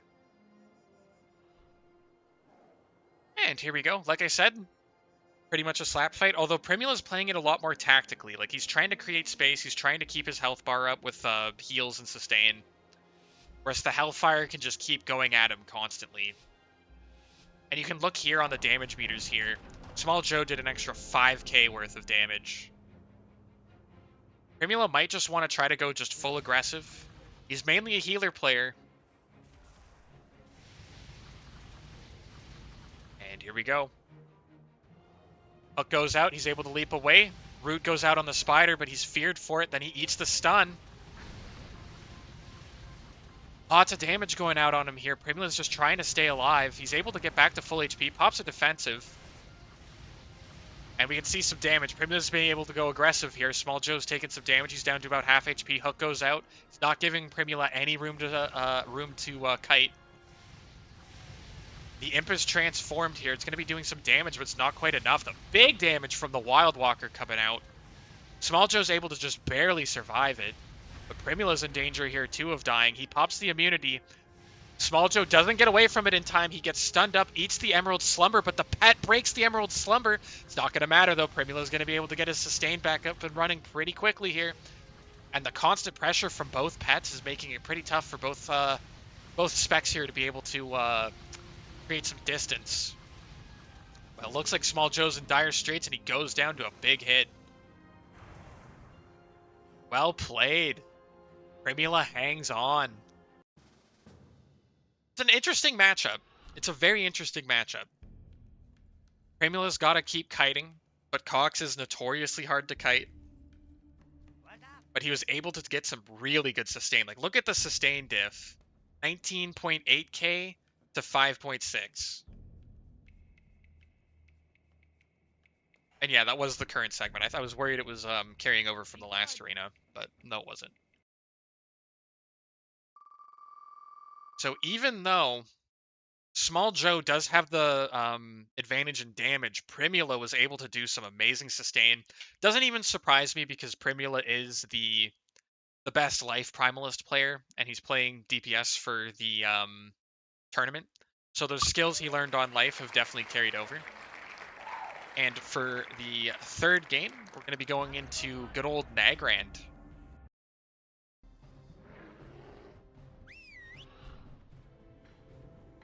And I'm stoked. I'm stoked. I love when these matchups go the distance, because that means there's some balance at play, but either spec has a chance to win. And there's also the art of figuring out the other spec, figuring out the matchup, and you just love to see it. But here we go, game 3, losers bracket round 2, or round 1, sorry, and then we'll go back to the winners bracket after this. Got some interesting matchups there. The only player to be eliminated so far is Sus Morning. Rest in peace, Darkness Witch Hunter. Only so much that spec can do. I think they're very limited, Darkness, in the fact that their filler is stationary. So, like, you have to just stand there and pop off some, like, dinky flintlock shot, and, like, you just have to do it a bunch of times, and no one in their right mind in PvP is going to let you just stand there. At least in a 1v1 and just, like, shoot them. But here we go. Game 3. Small Joe behind the pillar. His imp kind of lagging behind a bit. Primula getting a little aggressive here, but here comes Small Joe. He starts with the stun, pops the demon form. Primula's not too worried, though. Gets hooked back after the primal charge. Tries to charge again. Remember, for Primula, it's all about wasting these opening offensive CDs on the Knight of Zoroth, and then he can kind of just sustain. But Small Joe is not letting up. He's sticking right on top of Primula. Primula pops the defensive here. Not taking a super big amount of damage, but he is definitely getting pressured, and you can see it, as soon as he gets away, he gets hooked right back in. But it's not too big of a deal for Wild Walker. They are a melee spec. But he is playing smart. He's playing tactically. He's trying to get behind the pillar. Small Joe won't let him, though. Small Joe picking right on him, trying to get some more damage out. And every time Primula gets away. Not this time, though. Not this time. He's got some distance against Joe. Pops off a dinky little Geode Barrage. But you gotta be careful with Hellfire too, because they can still put pressure on you from range, at least a little bit. He pops the Black Shield. Smart move. He was almost dead there. He's able to get some big sustain off. Primula could be in danger here. Primula gets the charge away. He gets hooked right back into the fray. Trying his best to sustain. He pops the Earth's Embrace. He's able to get the stun off on him. Pops the Emerald Slumber, but the pet's gonna break it again. And Small Joe, he sustains in full force here, but Primula's still got some damage in the pool, and they're both just going to have to go at it here. Big sustain from Primula, but every time he tries to create space, he's hooked. Every single time. The cooldowns must just match up perfectly on those spells, and Primula drops to the pressure from Joe. Woo! That was a hell of a match to call. Well played, guys. Holy crap. Shout out to Primula. Thank you for subbing in. Great help. And there's no shame in losing that, in my opinion. There's no shame in losing that 1v1 matchup. That was so close. That came down to the wire pretty much every time. Very well played. But Small Joe will take this set 2-1. He'll be going on to face... Actually, he doesn't go on to face Vep. He goes on to face the loser of the second round of the winner's bracket. And I'm just going to refresh the Challonge link into the Twitch chat so you guys can follow along. And our next matchups, we're going to be in the winner's bracket. It's going to be Leyenda versus Venomous. Leyenda's already in a group, so I will invite Venomous. Venomous is already in a group somehow. Dude, Z's are hard for me, bro. Come on, we pronounce it Z in Canada, okay? But if you wouldn't mind leaving your group, great, thank you. Now here is where it gets interesting in terms of matchups. Because you've got the Rot Weaver, which is going to be using dots. It's got a good kit of slows. It's going to be pillar humping like mad. But Leyenda is fast as hell. Warden doesn't care as much about slows as other specs. We're gonna need a little piss break here for Venomous. He's gotta release the Kraken real quick. Yeah, so far we've had some interesting matchups. We started with the Lightning versus Rotweaver, and that was a pretty good hard counter to the Lightning Stormbringer was Rotweaver. Being able to just sit on the pillar, not let any direct casts go off. That just did not have a good matchup there against him. Just losing to attrition and just the really good self-healing that Veno has. Then we had Leyenda take on Sus Morning, and I'll tell you, it's been a pretty sussy morning for Sus Morning because Darkness Witch Hunter just does not perform in PvP. And Leyenda was able to take a pretty straightforward 2-0 over him. Then we had Wisp taking on Primula. Another tough matchup. This one in favor of Wisp. Just the Cursed Blood Mage is just a really good 1v1 spec. There's not much you can do against it on certain specs. But I'm going to do the arena roll. Why does it keep Maldraxxus again? Really? Okay. But we're going to hit Maldraxxus up again. Be good. Hey, Oops, I think I did random there. My bad. Okay.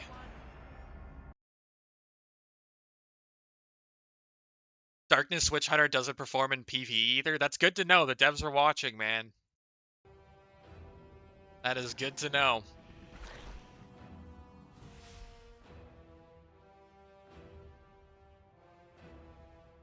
Buff you? Yeah, you know what? I'll give you a buff. I've replaced your 5% int with 5% int. There you go. Our buffs overlap, man. There's nothing I can do for you.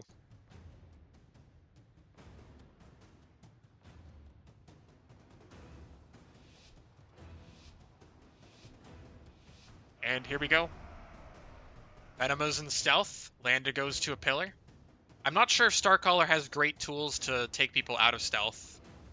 I'm doing my best here, sorry for the weird camera angle, to just hide where the Veno is. I don't want to... I'm sure Landa's a good guy. He's not going to stream snipe him, but you never know. Oh, and Landa gets on top of him here. Some decent damage going out. Hits him with the Quell. Just out of range for some damage there, but he's able to get the shooting star off. Good pressure on Venomous here. Completely different matchup to him versus Vep here, where Vep's dependent on direct damage casts, and Landa is not. And the burrow, he burrows pretty far away there. I love the new burrow, by the way. Such a good spell. Venomous is able to return his HP back to pretty much full. And there's going to be a soft reset here as he goes back into spider form. And Landa's just hiding behind the pillar. Gets cocooned right out of stealth. Hungarian goes out, but Leanda's very difficult to kite with that shooting star, and he's able to get right back on top of him. Venomous is going to have to go back into spider form to use up his skitter charges. And the tough part about going into spider is you lose a fair bit of damage here. You have to just run away.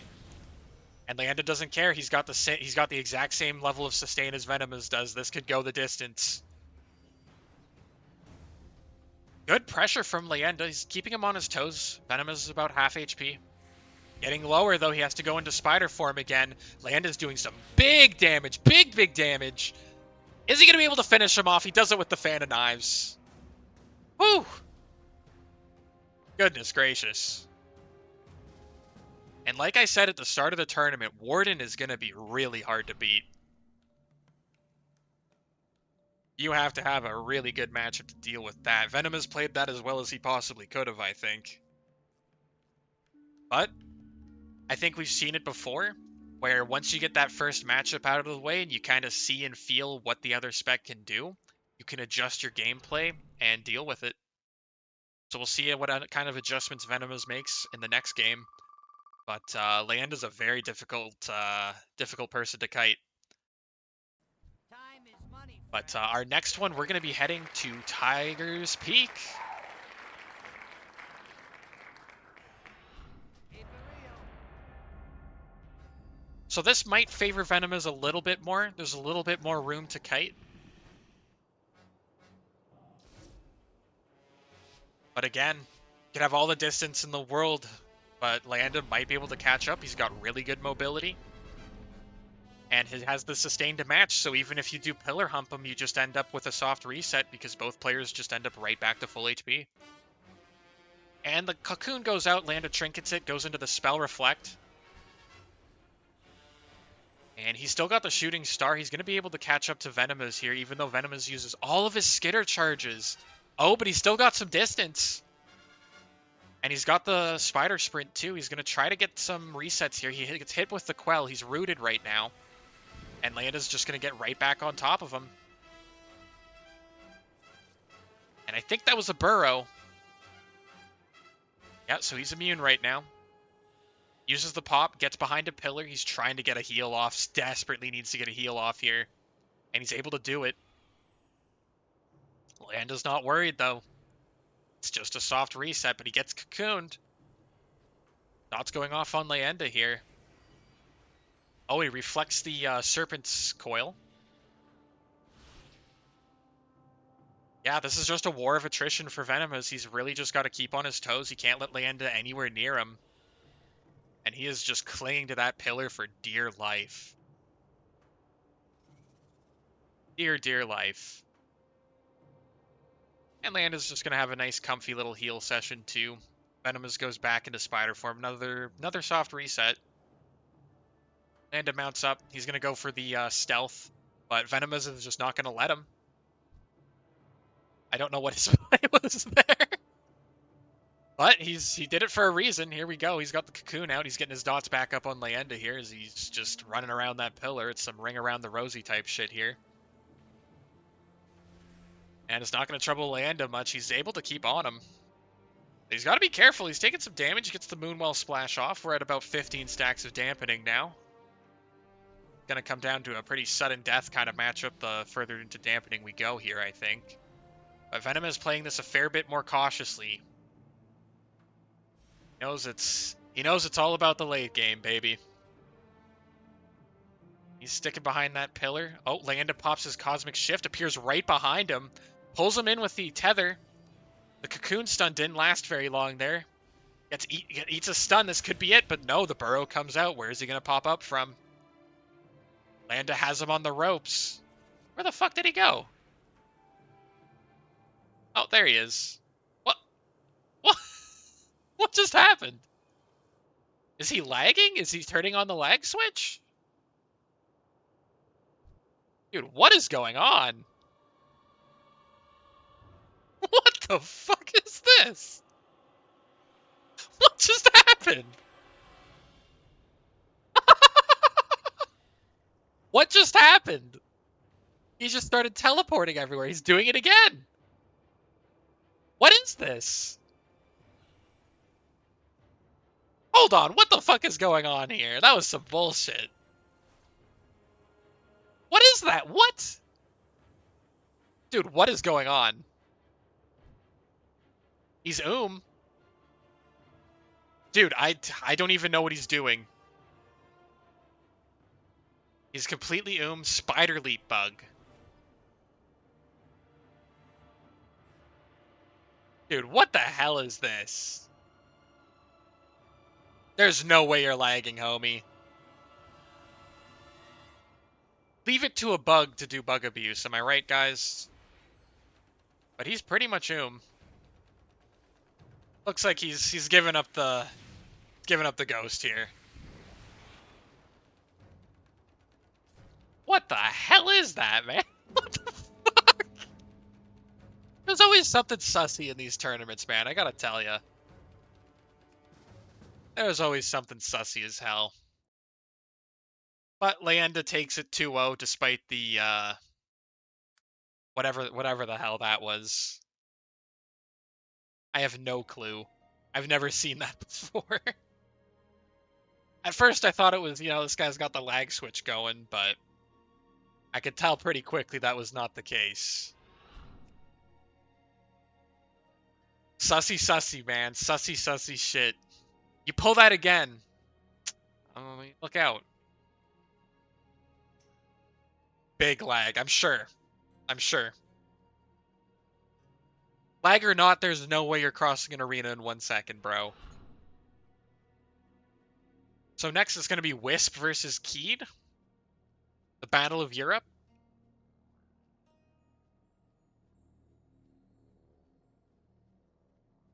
Please tell me Keed's still here. Might be AFK on me, I don't know.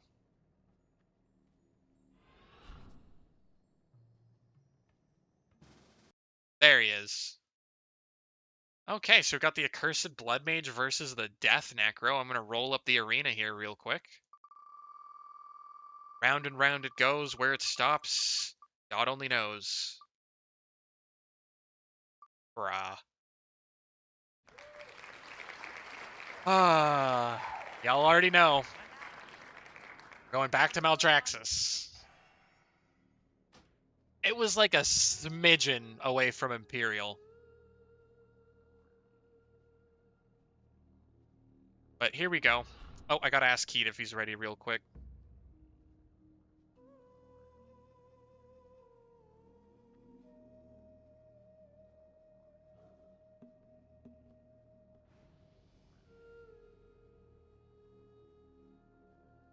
Keed, are you ready? He's a Death Necro. Maybe he gets like a sleeper buff when he's in Maldraxxus. You know? Like, it's literally the land of the dead. But here we go. Keep it real.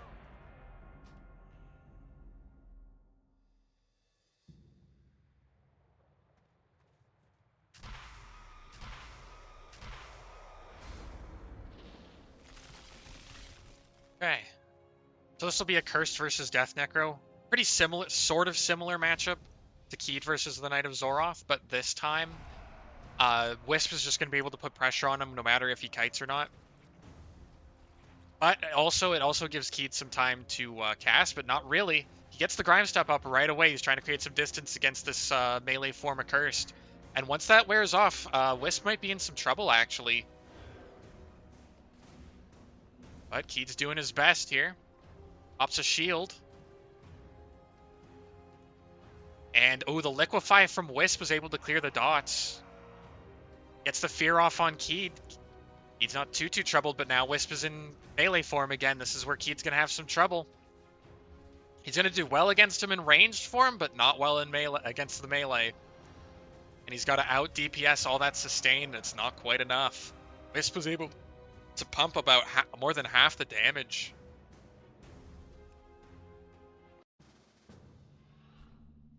And yeah, I will be publishing the VOD when it's over, Metal.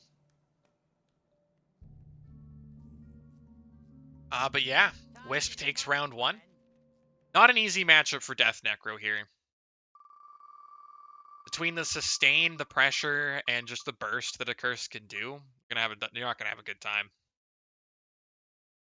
And we're going to Blade's Edge HD for this one. Here we freaking go. 1 hour into the tournament. And we've seen some pretty good matchups so far, but Keed's up against it here. Luckily, if he loses, he will be sent to the loser's bracket. I think he'll be going up against Vap. Or wait, he's going up against, yeah, he is going up against Vap. Okay, if he loses.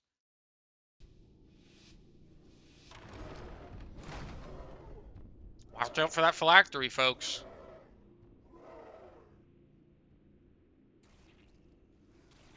And here we go. Wisp's going to pop the melee form right off the bat with the cooldown.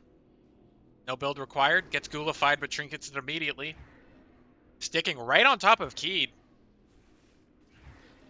I honestly don't know how you kite the melee form of this spec. But Wisp is out of the melee form. Now he's got to build his rage up to get back into it. This is his weak spot. This is where Keed has to kind of win it.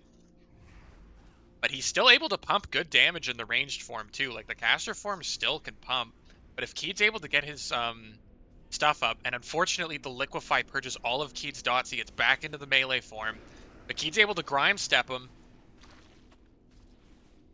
Might not be enough, though, now that he's in melee form and he can just stick to Keed. Having a bit of trouble, though. He has to switch back to the ranged form. This could be it. And he gets the phylactery pop.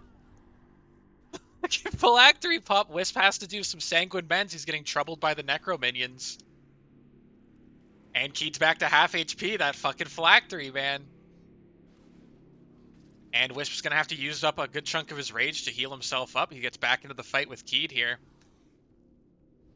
But Keed's able to put some dots up. The Arcane Torrent goes off to silence him. He gets ghoulified. This time he doesn't have a trinket for it. Oh, but he's back into melee. This is where his sustain kicks in. Is it going to be enough to out-sustain Keed's dots? I don't think so. And he drops. Keed takes game 2. The phylactery. Oh my word. Look at that. Now, for those wondering, don't look at the BG boards for the healing done. The healing and damage was actually very even there, but Keed was able to out-sustain him by 2.5, or about 2k. Really well played by Keed there. I think he forgot the phylactery in the first game. So that came in super clutch for him.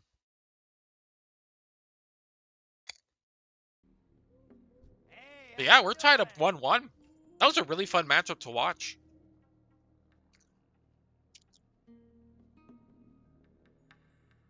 And yeah, Bailey, he could have bandaged, but Keed's a nice guy. That phylactery, man. You gotta kill that thing. It's a 5-minute cooldown, so it's not like he can just put it back down.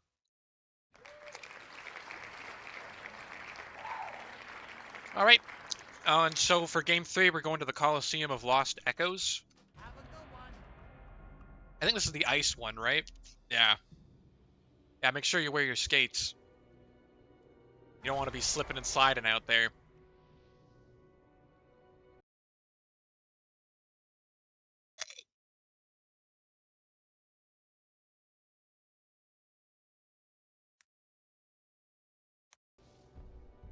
So here we go, game 3, Accursed versus Death Necro.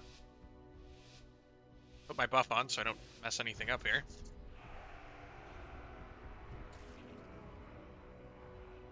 And here we go, Keed behind the pillar. Wisp pops his melee form, but he can't get a charge off. There it goes. Into the Grime Step. And Wisp just trying to get some, close the distance here. This is going really good so far for Keed, but the Liquefy goes off, which really screws Keed over. That's all of his dots gone. And Wisp is in the ranged form. Wisp can still do some good damage in this form, too, so Keed's got to be careful here. And here comes the melee form. Sticking right on top of Keed. Keed could be in trouble here. He's vomiting and just vomiting everywhere. But Wisp is taking a shit ton of damage from Keed, and Keed takes the W with the burst. Holy crap. Death Necro Chads, rise up. Well played, Mr. Keed. That was really fast. That was, I think, the fastest of the 3 matchups so far here for them. But Keed will take the round. Wisp will go down to face Vep in the losers bracket. Great matchup, guys.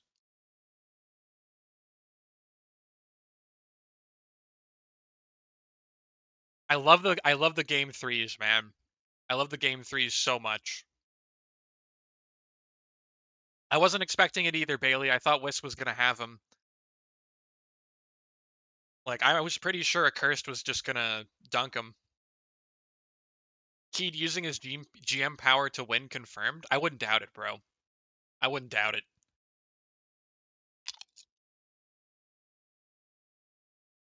To be fair to Keed, though, he's come to many events in the past, and he never wins. So this might be his time.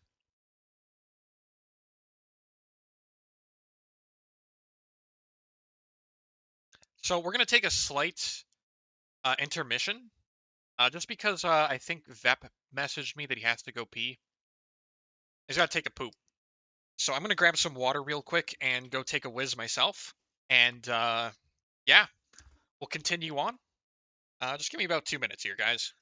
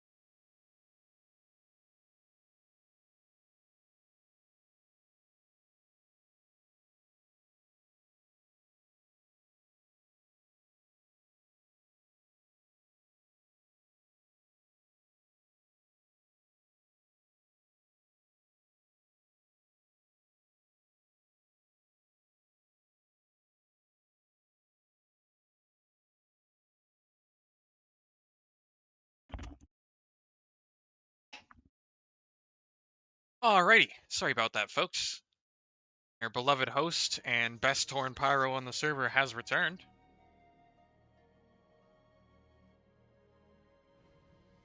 And yeah, so our next matches are going to be losers bracket round 2. And we're gonna have Wisp. Actually, we'll give Wisp a little bit of a breather and we'll go to Venomous versus Small Joe.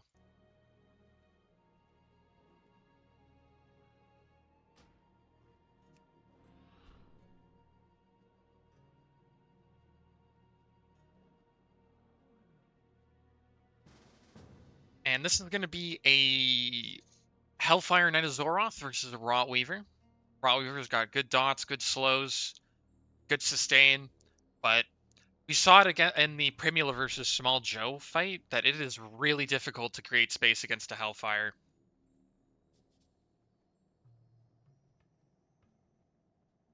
Joe's ready. Okay, I'm going to do the spin. If it's Maldraxxus, I'm CBTing myself, by the way. Oh, thank God. It's Blade's Edge Standard Edition. So here we go.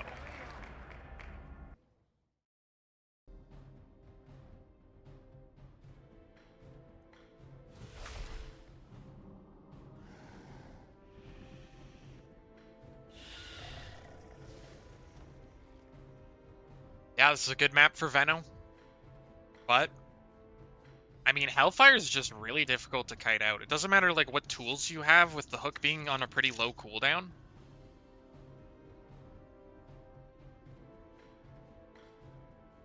But we'll see how this goes. I'm curious. I don't really know. This could honestly go either way.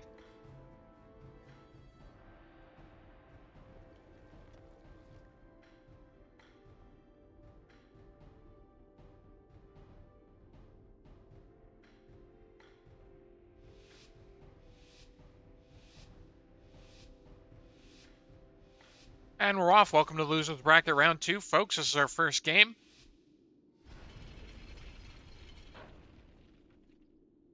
We've had to say goodbye to our friends Sus Morning and Primula so far, but we're right onto the action already. Hook goes off onto Venomous. Small Joe pops the demon form. He's been doing a lot of damage, and he just wacky freaking charge right onto Venomous here. Venomous not able to really create space, and it's a bit more hard. It's a bit difficult to pillar hump here, I think, against the Hellfire. The Imp's always going to be pressuring you. And big damage coming out here when the Imp goes into Terror Guard form. But it looks like that's a Burrow. He's going to appear randomly here. Nope, he decides to stay in the same place. But Small Joe's taking a lot of damage. Like, Venomous, despite not really being able to kite him out much, is still able to get some really good damage out on him here.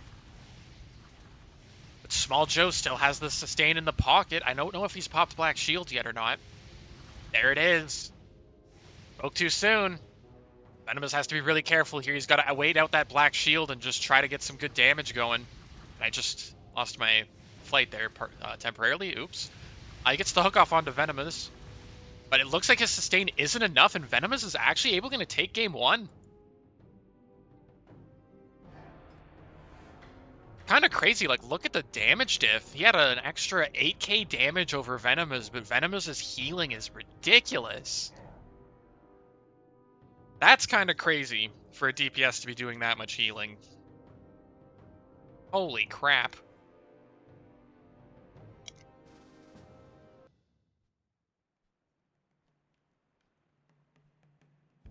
I do agree. I think War is the better spec to go against a Venomancer. Show the Veno damage log. Let's see here. Wilt, Fang Venom, Blight, Serpent Coil. So it was almost entirely dots. I mean, he barely got a single hard cast off, to be honest. It was pretty much all instants or dots.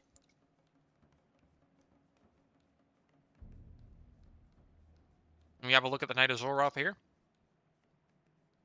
Couple nice crits with the Blade of Zoroth. Decent damage coming from flames. Wait, where's the pet? The Imp.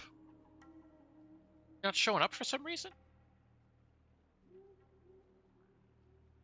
The heck, that's weird.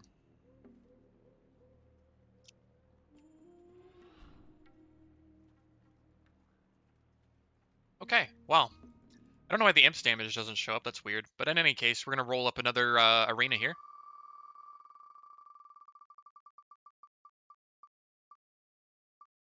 And it's Imperial! Time is money, friend.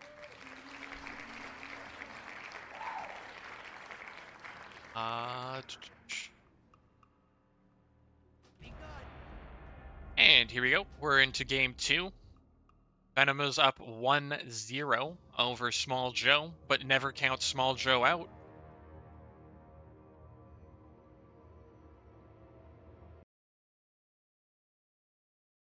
Okay.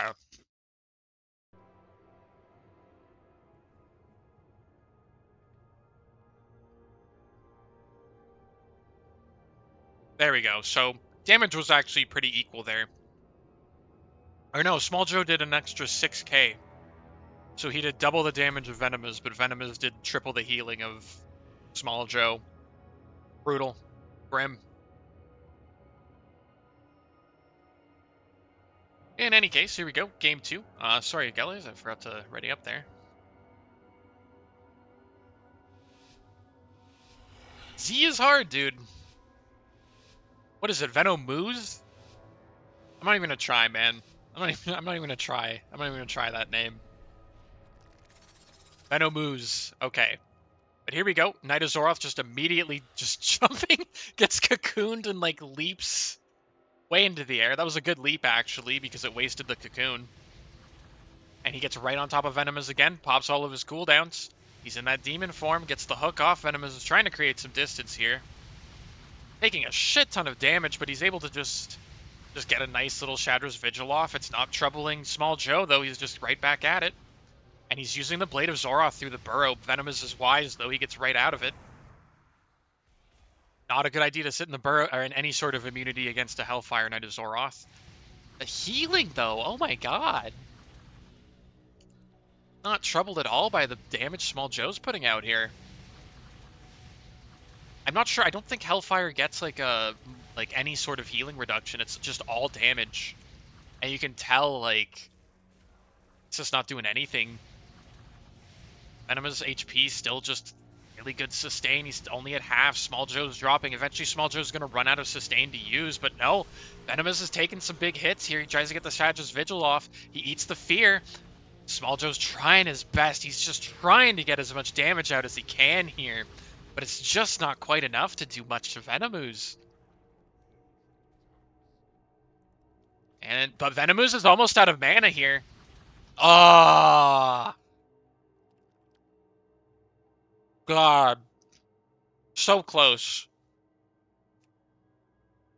If he had been able to survive for a bit more, and Venomoose went totally he might have been able to take it. But unfortunately, Small Joe takes the set 2-0. Venomoose, thank you for some great matchups, some great games.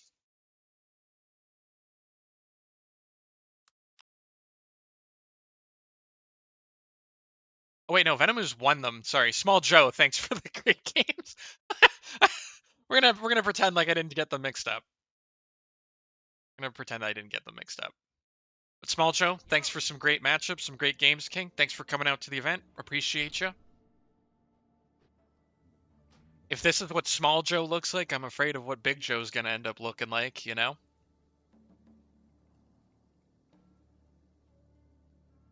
But Small Joe will advance to the next round. What am I doing? Ugh. And for our final losers bracket round 2 match, we're gonna have Wisp versus Vep. A classic.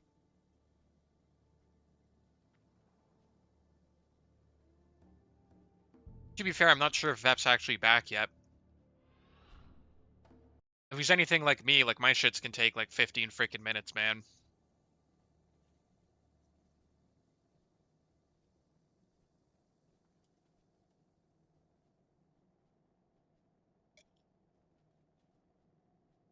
Yeah, we'll give him like 2 minutes, and if he's not back, we'll just go to the winners bracket and come back to this. But, yeah.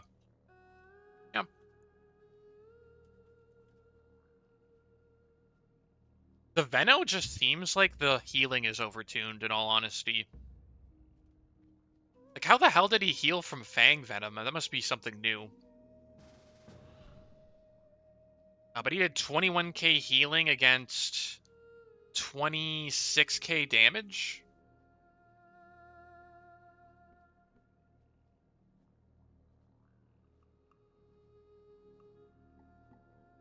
Well,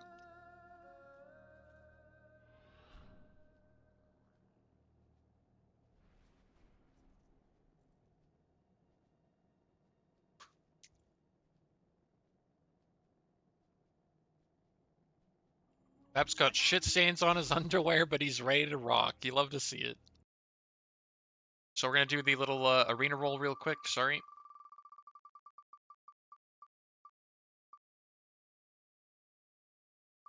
Woo! Just barely dodged the Maldraxxus. We're hitting Ashamane's Fall. I think it's our first time for that arena today, actually. Nice. Have a good one. Here we go. Lightning Stormbringer versus Accursed Blood Mage.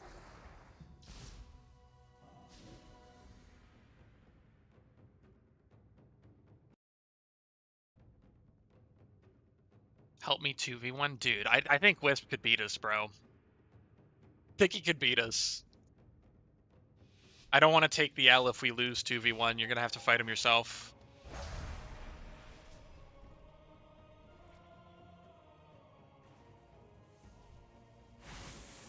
And they're off. Some nice poke. Melee form Wisp goes in. Gets on top of Doobie Lover, gets knocked back, immediately charges back, but there's the forward charge or whatever the hell that ability is called. Ooh, the liquefy into all the cooldowns. But Wisp has to be careful here. Vep may still be able to get a good cast off on him. Here comes the Arm of Thorum. Nope, it gets interrupted. He's trying so hard to get a cast off. Here comes the Storm Alert. He remembers that he has a fear. All lightning, but Wisp is right back on him again. The fear breaks. Wisp goes into ranged form. Vep's in trouble. Gets behind the pillar. He's going to try to look for some sustain. Wisp isn't too troubled, though. Here comes a Call Lightning. Nope, Wisp gets out of range. Lightning Cage. He's going in for a big burst, but his Storm Alert gets interrupted. Goes in for the Call Lightning. It's not enough, and Wisp just a dominating performance from Wisp. So we had... Yeah, Wisp put out about double the damage. Blood Drinker, Rending Slash, Gore Barrage, Cursed Fang, Cursed Tempest, Vicious Bite. And when it comes to a Cursed, nothing really strikes me as anything that like hits particular hard. You're just getting hit by a ton of stuff all at once. Like his highest hit that game was a 452 crit, and I'm pretty sure Blood Drinker's a dot.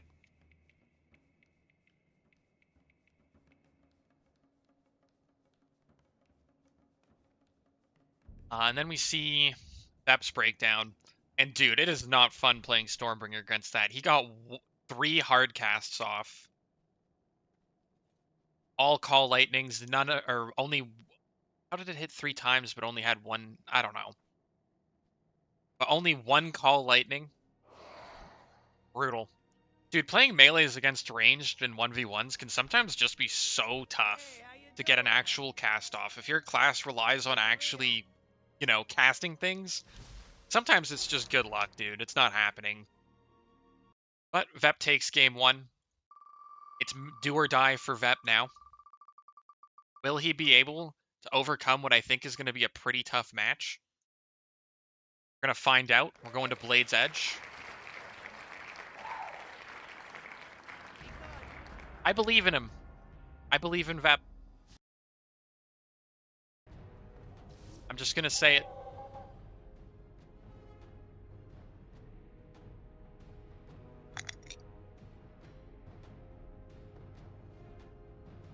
Why can't you use your Bloodlust? I don't know. Disabled an arena?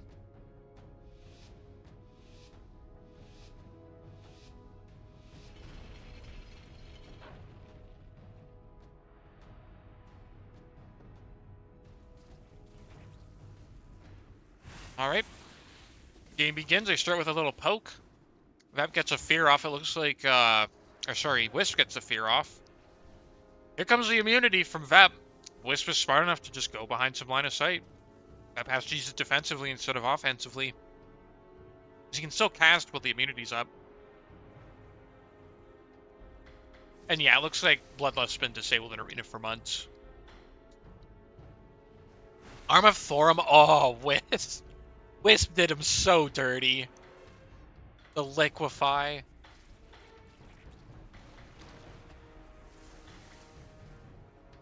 Vep is just trying to get a Storm Alert off, create some space, but it just breaks. He's trying to cast. He's trying so hard to cast, dude. Call Lightning goes off. Oops. Sorry, folks.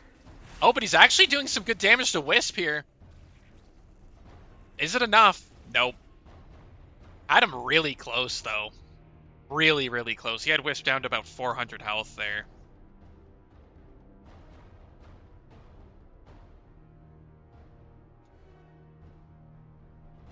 Oof. Rest in peace, Mr. Vep. did your best, King. But the Lightning Stormbringer surprisingly goes down in loser's bracket round 2. I was kind of expecting like Lightning to be like a decent pick to win because like they can be a really tough matchup for some specs, but Accursed is just really nasty in PvP. Time is money, friend. Roughly the same damage. There's about a 3k diff. And technically, I mean, Vep, like, if you actually got casts off, you would have done way more than him. But at the same time, it's really weird that Lightning Stormbringer out-healed. Like, that's just bizarre to me, but I don't know. Maybe it's just a thematic thing. I'm looking too deep into it. And True Cradius Wisp is one of the goats. Did a few. Tanked it with full CDs. I mean, that's Accursed for you. It's an insanely good 1v1 spec. Maybe needs to be toned down in some aspects. I don't know.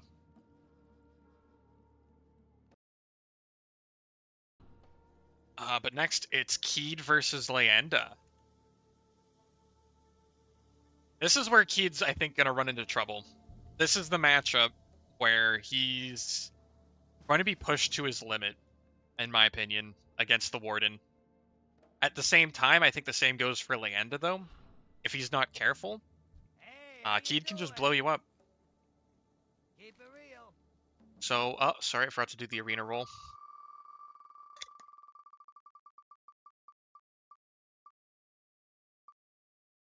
Tiger's Peak, baby!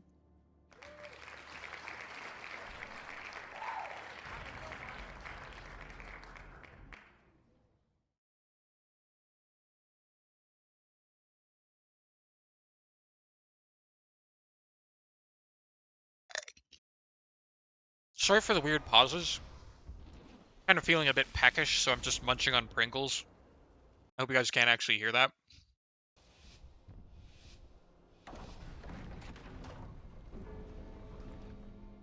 And here we go.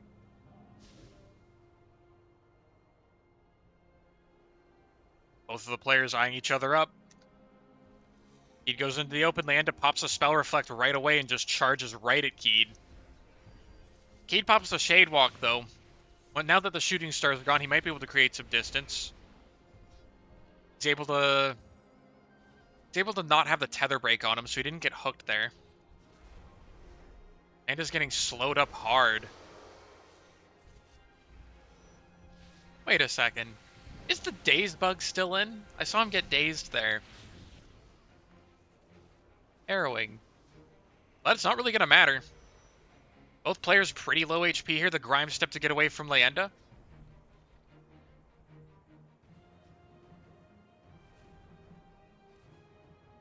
And Leyenda's looking to get some healing off here.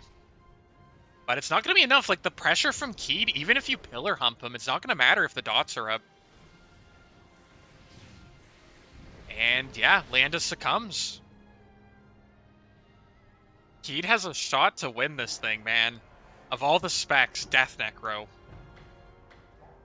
Very similar sustain, very similar damage numbers. But Death is a tough spec to play against. He's matching up really well against melees, which is pretty good to see. At least in a 1v1 situation. Be good.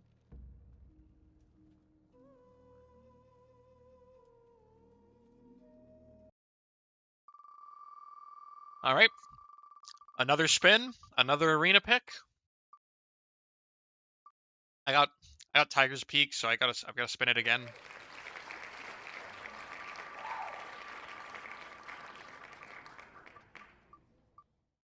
Bruh. Tiger's Peak again. I don't like doing the same arena twice, so I gotta re-roll one more time here. Ruins a Lorneron.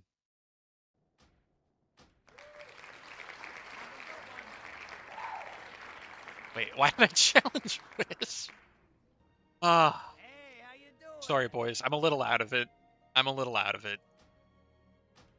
But we still got some games to go. It's Leyenda versus Keed, game 2. Landa loses this, he faces the winner of Losers Bracket 4. Or Losers Bracket round 3.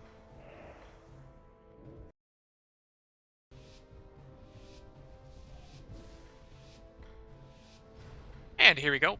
Nice little thematic arena for the Death Necro. And Landa, I don't know what Landa's play is against this. Because Keed was able to beat Warden relatively clean there. But we'll see what the play is. Landa rolls in, starts with the Spell Reflect immediately. Keed ghoulified himself, but he gets the Grime Step off to create some distance. Landa does the leap forward. Beautiful trail on that visual. Jesus. And he's chasing Keed down. Not much damage going out on Keed. He's really tanky. And he's just vomiting everywhere, too. Landa's taking a lot of damage here. Like, he's got defensives up, but the fact that his HP bar is still, like, dropping pretty quickly, and it's gonna just get worse. But his minion... What are his minions doing? Oh, no! Primula! Primula's spider distracted the minions! Keith's pets are gone. Oh, no! Is that an interference moment? What happened? Is Keith gonna be able to recover even though he, like, lost a bunch of minion damage there? Gonna take some damage from Landa, but the phylactery pop!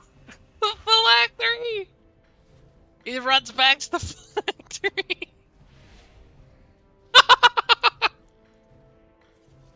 Oh, what a wacky game so far. He gets the phylactery pop, he's back to half HP, Landa eats the Ghoulify. Pops the Spell Reflect. And eat... Oh, what?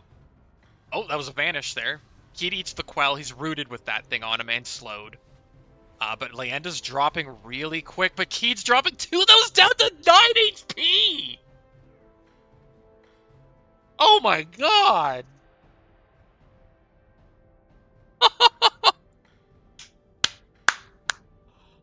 Oh, Landa does not go down without a fight, man. No chance. 9 HP.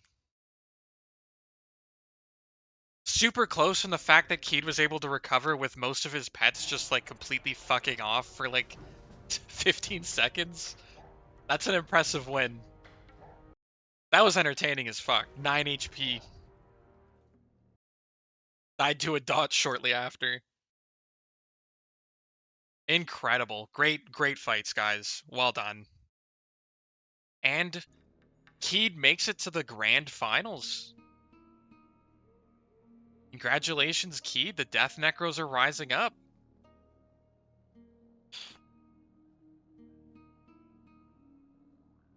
Oh, God, that got the heart pumping, man. I need a second, guys. Open up my healing done for Keed. We did 10.8k total. 5k of it was the Frigid Ward absorb. 3.9k was the Shade Heal from Phylactery.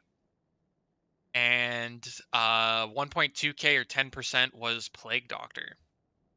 Very similar numbers to Sustain with Landa. In fact, these two specs were very evenly matched. Like, literally one tick on that dot, and Landa wins that match. Both of them very even on damage, very even on Sustain. So you'll have to see that. That was a very balanced matchup, in my opinion.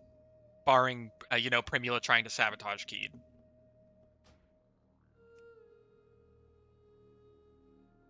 So I have to invite... Venomooze.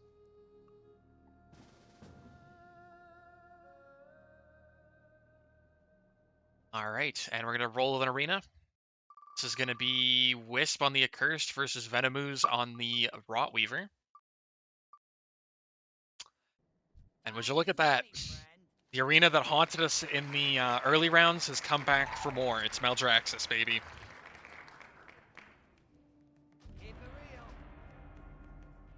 I don't get how, even though this is like an equal chance to roll any of the 14 arenas, Maldraxxus has won like 8 times. We haven't even seen some of the other ones yet. Like, we never get the Legion one, man. I love the Legion one.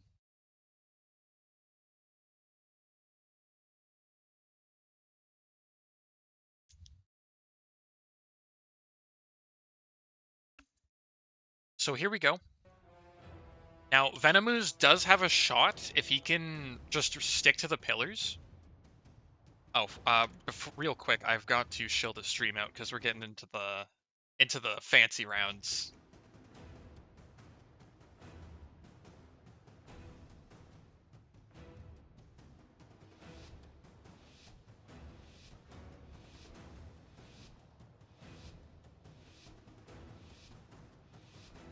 And here we go. So like I said, I think the gameplay for Venom is to kind of stick to the pillars. And I think the gameplay for Wisp is to just kind of flush him out.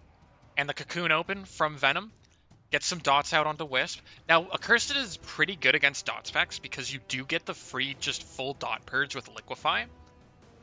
And he doesn't really have to save it for a big direct damage spell, because I don't think Venom's running Inoculate. And he clears the dots, but Venom's able to heal right back up. Wisp smart, playing smart. He's getting his rage gain off of the pet here that's on him. That poor Fungarian. And both of them just staring daggers at each other from between the pillars.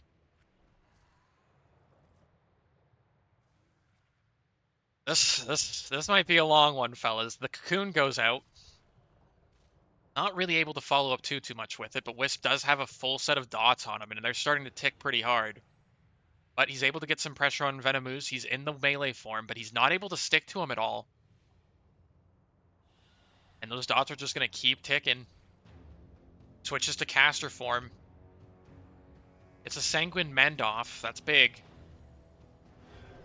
But he is slowly losing the war of attrition to Venomooze. It's always a favorite to win these tournaments, but it's not looking good in this matchup. We'll see. Venom is just playing really, really cautiously. Never leaving the pillar, man. Gets the Blight, gets the Cocoon off on Wisp. Wisp's just taking a lot of damage, but he's able to Sanguine Mend it right back. I'm not sure if they get a Poison Cleanse baseline for Blood Mage. I could be wrong, but I think they might. I might be thinking Pyro too, but Wisp taking heavy damage here. Gets into the melee form. He's just trying to do something against the Veno here. He gets on top of him, though. Here comes the damage. What's Venomooze going to do? He gets into the spider form. He gets right back on that pillar, baby. Right back on that pillar.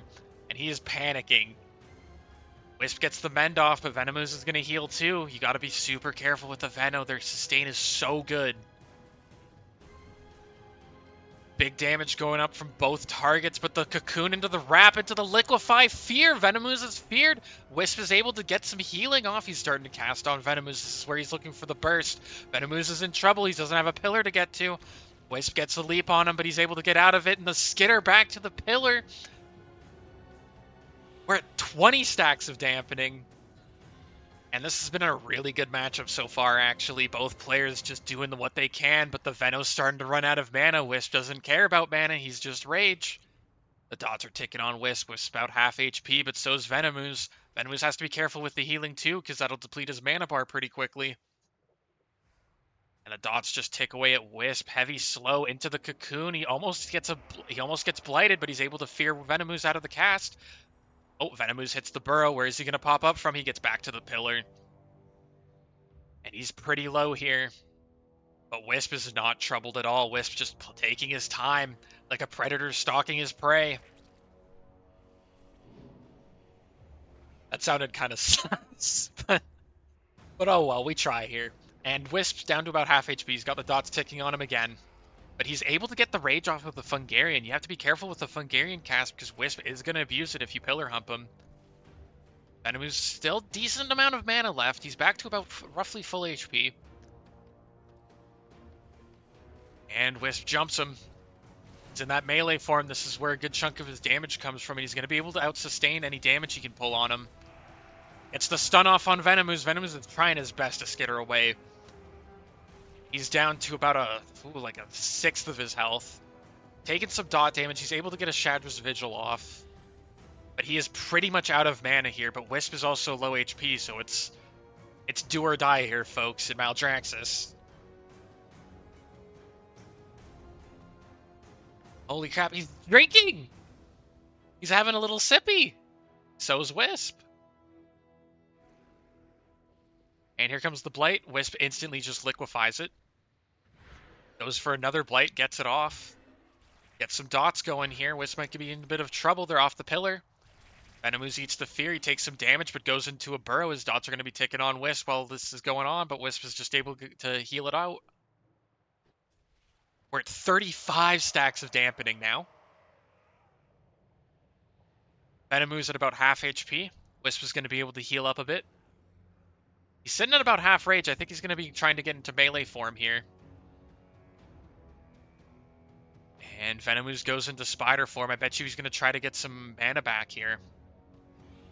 That's his big limiter, is the mana bar. If he runs he's dead.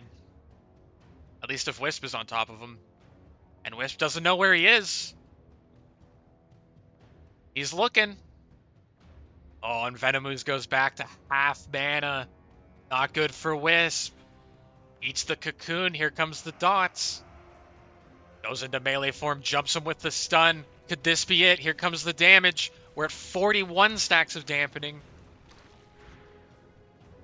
Venomous is trying to get away. His heals aren't as valuable as they once were. He's down to 800 HP. Down to... Oh, he gets back up to 2, but drops back down to 1.5. Wisp is putting on the pressure. He's in ranged form. 400 HP on Venomous. Is he going to be able to recover from this? No! Wisp takes it.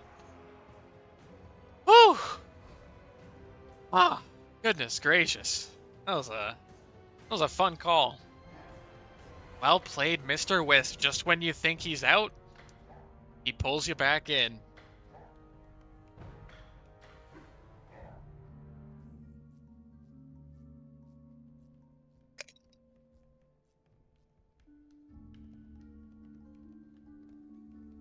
I can't do much about people lagging, unfortunately, Wisp. I'm sorry, my friend.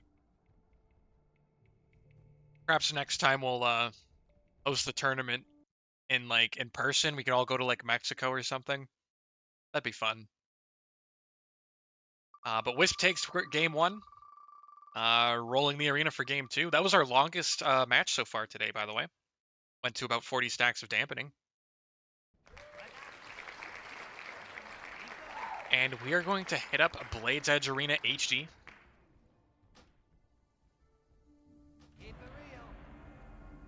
And we will see if there's anything Venomous could do to beat him. That was a pretty drawn-out game.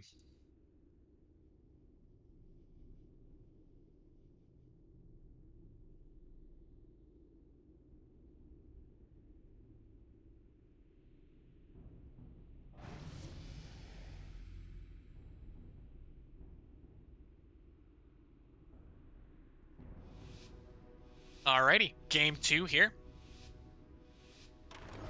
And remember, folks, this is the Losers Bracket semifinals. So whoever loses this is out. Whoever wins goes to the Losers Bracket finals.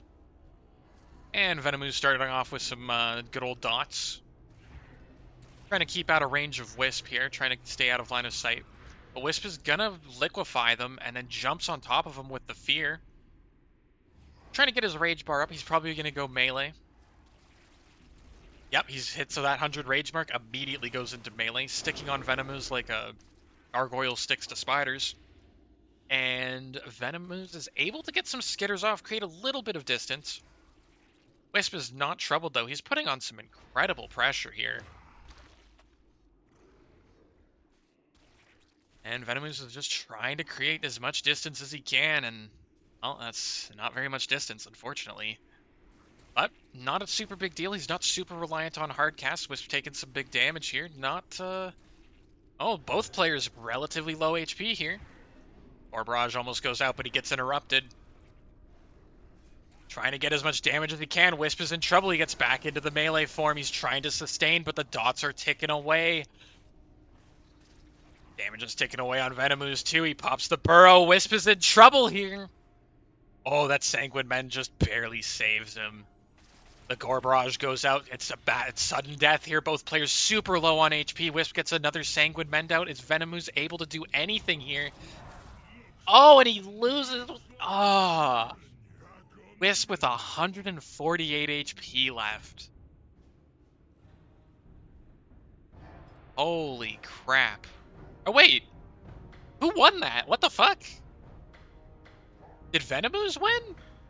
It says purple team won. Oh, it's probably because I'm still alive, right? Wisp won. Okay.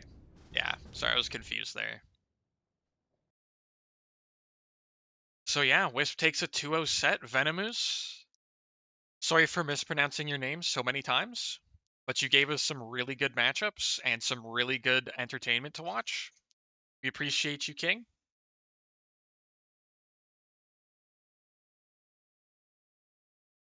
Oh, was my mispronounces caused you to lose? I'm sorry. I'm really sorry. You could have just muted me, you know. Uh, but great games.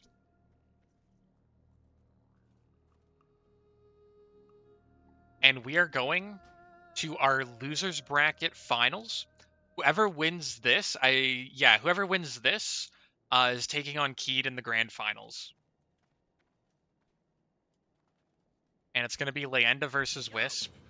So that's Warden Starcaller versus Accursed. And I'll do my roll real quick.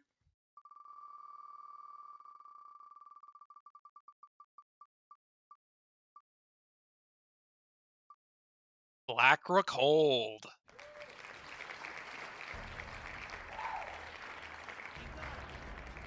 I think this is our first Blackrook. Man, I always get this arena when I actually queue for arenas. Like back when the arena queue actually worked. Always get this one. But when it comes to the Wheel of Fate, this is our first time here. So here we go, losers bracket finals. It's still a best of 3. Just so you guys know, it's not a best of 5 yet. That'll be the next game. But here we go. Leyenda's just immediately just charges him. Wisp able to get some decent damage off, but Leyenda is too. Gets some good sustain, gets back to full HP. They're kind of just poking each other at the moment, but I mean, Leyenda's in trouble here. Eats the stun, but gets the stealth. Down to about half HP from Wisp here. Wisp's still at full HP, running around in that gargoyle form. I guess Leyenda's trying to wait out the duration. But he just gets jumped. They do a little bit of slap fighting. And it tries to get on top of him again. Gets feared out. Wisp's able to get a Sanguine Mend off.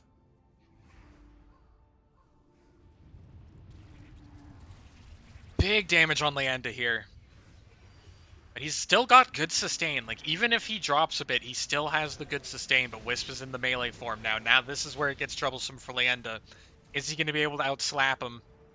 There goes the Quell. Wisp doesn't care. He gets out of it and finishes the job. 1-0 Wisp.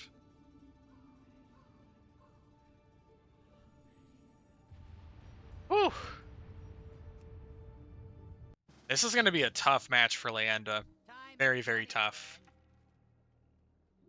Wisp beats him in the melee form, I think, in just a straight-up slap fight. And if he needs to, he can go into ranged and just kite him out and heal.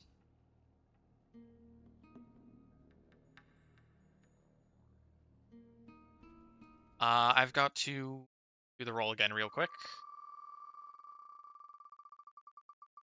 And it is Coliseum of Past Echoes. Bring your ice skates, boys.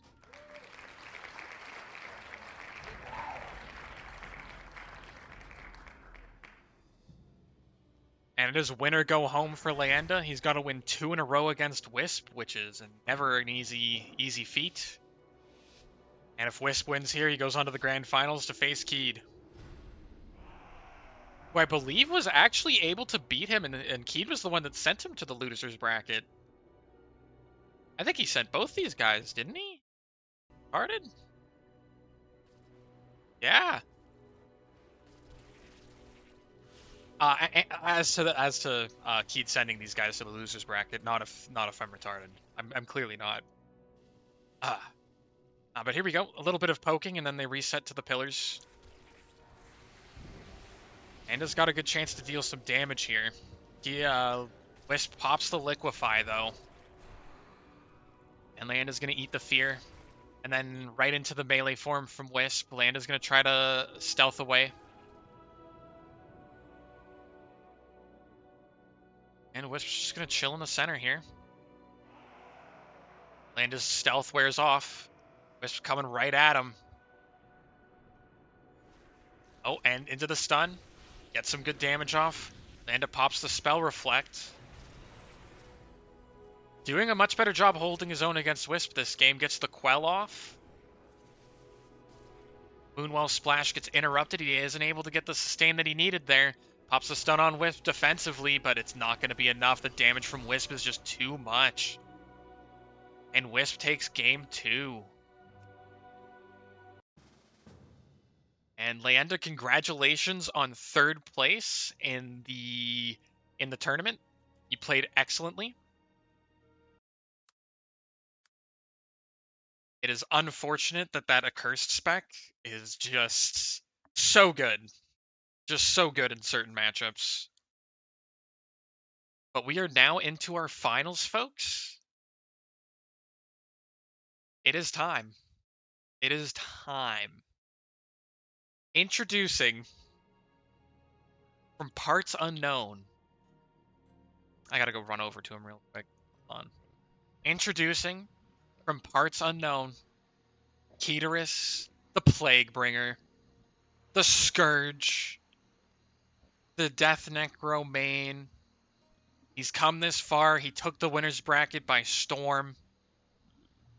And my god, he's not afraid to be himself. Just look at this man. He's your winner's bracket grand finalist. Shout out to Keed. Excellent performance so far in the tournament. Tough to beat. Give us a flex, Keed. Give us a little flex. Show off those bony muscles. A little flex.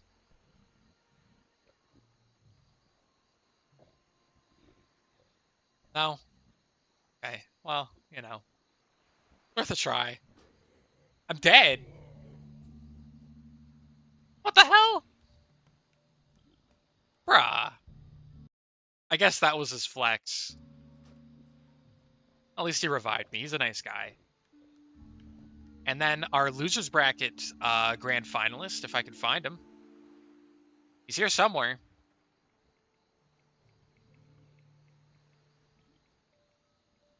Is the man, the myth, the Frenchman himself, Wisp. Tough road to get here.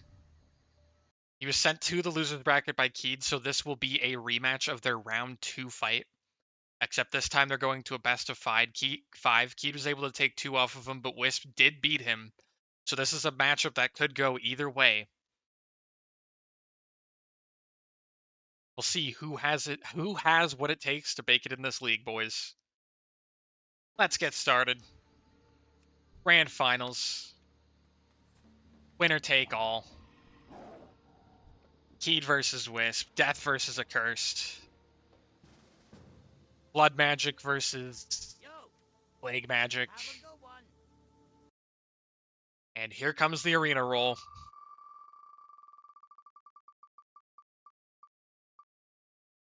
Game 1 is taking place in Tolvaron Arena. Gentlemen, as I like to say, may the fates be kind.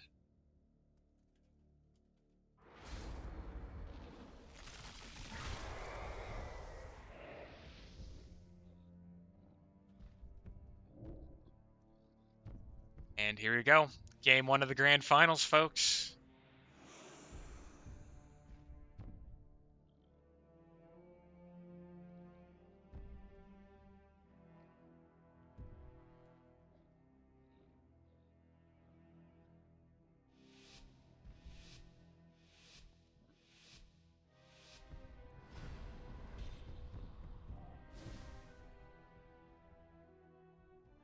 And they're off. He's a strong Death Necro. He don't need no pillars. Wisp's trying to charge onto him. Oh, I think he missed the fear there, though. And Key's just stacking those dots up. Barrage goes off. Keed's taking a lot of poke from this ranged form. He's gonna have to be in. He might be in danger when the melee form comes out. Oh, but he gets the grime step. He's able to get away in time. Wisp goes right back to range. He's not even gonna bother with the melee against that. Not even gonna bother. Immediately switches back. He's down to about 4k health. Goes to Shade Walks, trying to chase down Wisp. He's got his phylactery up. And Wisp trying to stick to him here. Oh, Wisp wised up. I shouldn't have said anything about the phylactery, bros. And he's attacking the phylactery. And it is going to drop here. He can't resummon that for another, like, 4 minutes, by the way. And that's usually his ace in the hole against Wisp here. But Wisp take a lot of damage to kill that phylactery. And he gets hooked by the Abomination back. He's doing a lot of chip, and it goes down. Woof. To kill the phylactery, he had to kill himself. Keed takes game 1.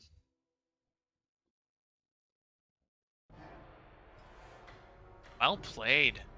Like, Wisp had to play a lot more defensively that game. You look at the damage done numbers, and Keed was able to go full on offense.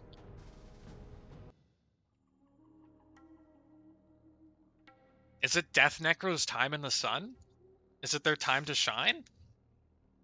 Find out, folks. Game 2 coming to you soon as I roll the arena.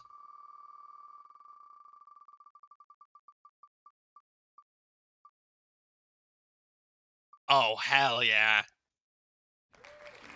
Game 2, we're going to the Twisting Nether, boys. That's what I used to call my ex-girlfriend. God, I miss her so much. I was just kidding. Here we go, game 2. And we're in my favorite arena.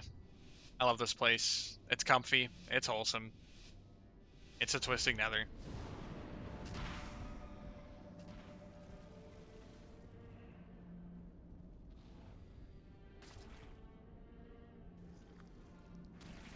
And here we go.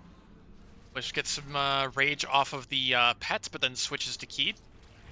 Trying to get on him here. It looks like he's looking for a silence or a fear. He gets the silence, I think, there.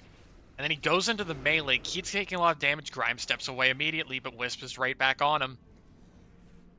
Gets on top of him again. Gets ghoulified, trinkets it. He doesn't care, though. He's vomiting and shitting everywhere. Liquefy goes off, fears Keed. Or Barrage. Keed taking a lot of damage. This round might go to Wisp. I don't know if Keed can out-sustain it. No, Wisp takes game 2. Damn.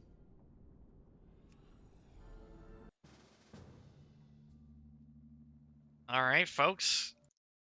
Series is tied 1-1. This is a best of 5, so whoever gets to 3 wins takes the tournament. Pretty evenly matched so far here. Keed dominated the first game. Wisp takes the second. I think Keed forgot his phylactery that game, didn't he? I didn't see the phylactery.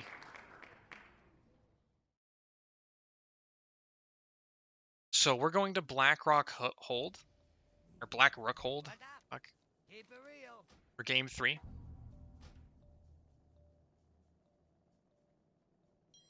Have a good one.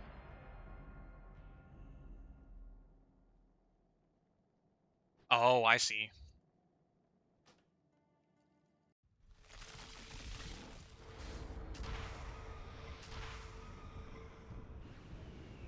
Oops. Can you take off Phoenix Blessing, Keed? Sorry. Force a habit.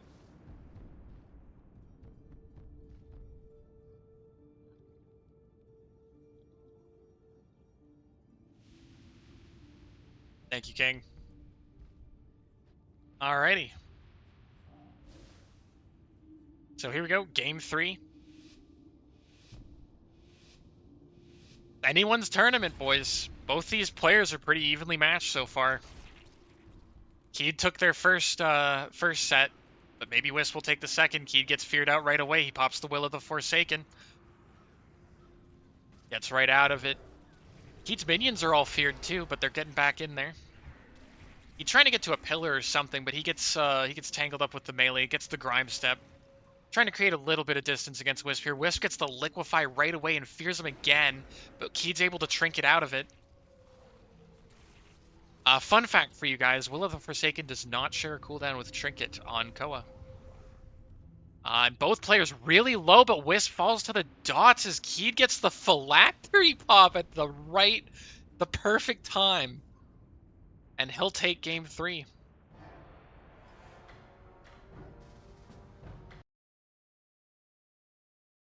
Dude, you never know. 5% in could win the game. Okay? I always feel bad when I accidentally buff people. You never know. But Keed took that one. That was fast. That was really fast. Like, I made some offhanded remark about the Will of Forsaken, and the time it took me to say it, the game ended. Keed with the clutch phylactery pop. That is such a tough thing to deal with when you're Wisp. You either have to go for the phylactery and kill it, or you have to kill Keed and then just hope you can survive the period where he's in phylactery form. No, I'm not playing the winner. I'm just a good caster guy. Although I could give them a run for their money probably, but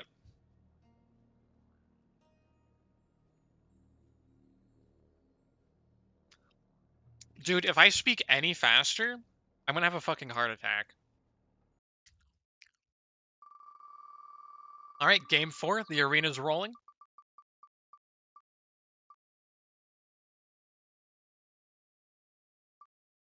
Right on the edge, but it's Blade's Edge Arena.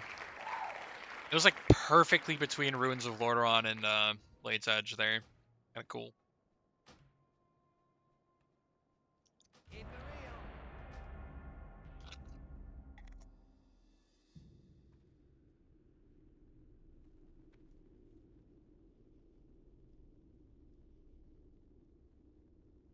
But here we go. It's game 4. Keed wins here. He takes the tournament. If Wisp wins, we go to game 5.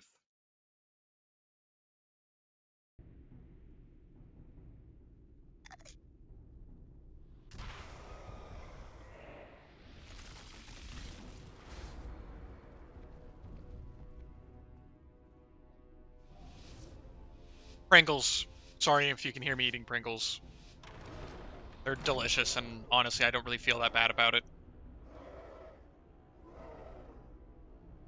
But here we go. Wisp taking the charge. Keed going to open ground. Wisp charges him. Trying for a fear here, it looks like, or an Arcane Torrent. It's a slow on Keed. Just sticking right on top of him, making it hard for Keed to cast. It's the fear. Keed trinkets out of it. Trying to get its dots up. Wisp gets interrupted out of the Blood Moon Blast. Doesn't matter, though. He goes instantly into the melee form. Pops the Liquefy, but Keed's able to grime step out away from the fear, but his pets get feared. Wisp shadow steps on top of Keed. Keed's looking like he's in trouble this time. But the phylactery will come into play. No, it won't! What? Did it expire? Damn. Unlucky.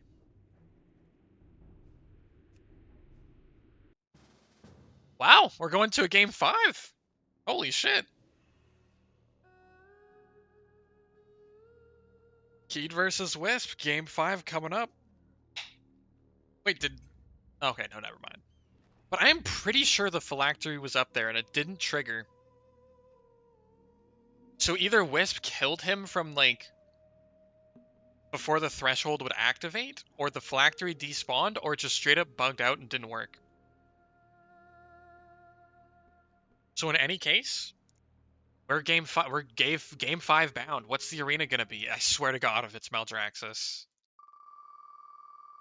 If it's frickin' Maldraxxus. No, we're good. However, it's Blade's Edge HD again, so I have to re-roll it.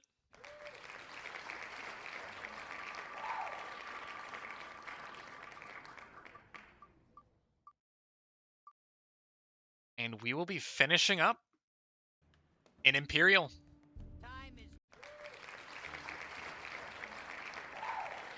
The Arena of the Emperors. Bug Emperors, but, you know, still Emperors. They're like Faraji or whatever, Nerubians. I don't remember. Like, old god related. But looks like, you know, like Faraji architecture. But hey, here we are. Game 5, Wisp versus Keed. Have a good one. We're in the Imperial Arena. Oh yeah, this is Nerubians. Okay.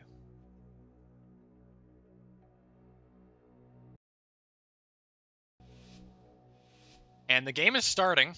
I am the only one here. Keed's not going to have the time to ready up. We're going to do a restart. We're going to do a restart.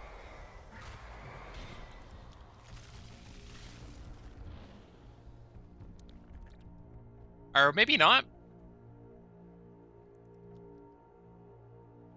Kind of sus. Keed had like -2 seconds to get ready there. The game started without him. Probably my fault for clicking the ready button too early. But here we go. I'm hoping Game 5 isn't tainted by that. But here we go. Keed's trying to kite out Wisp. I know Wisp is ranged, but he just loves getting right on top of targets when he's ranged. And he eats the Grime Step. But sticks right on top of Keed. The dots are ticking away, though, so Wisp is going to take a fair bit of damage here. Eats the Ghoulify. He's able to get the Liquefy off, though. So all of Keed's hard-earned dots are now gone. He eats the Fear. Warp Barrage goes off. Keed's able to Wrath of the Forsaken the Fear, but maybe a little late on it. Eats another Fear. Into the stun from the Accursed, and he takes the W. I don't know, man. I don't know if he had time to put up the phylactery because the game started so early. Or, like, what happened. But that's it. Keed goes down in Game 5. He couldn't phylactery is what I'm hearing from the players. He couldn't phylactery. Do we have a rematch? Because that was scuffed. He didn't have any prep time. I know you waited, but he had no prep time. Game just started, and he joined. Do it again. Wisp is ready. Wisp is willing to do the rematch. That is a mark of honor and glory. We're doing a Game 5 rematch.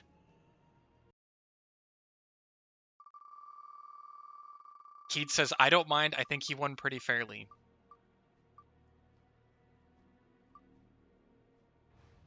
I mean, it's up to you guys if you want to do the rematch, because if not, then Wisp wins the tournament. And Wisp said he's willing to do another one.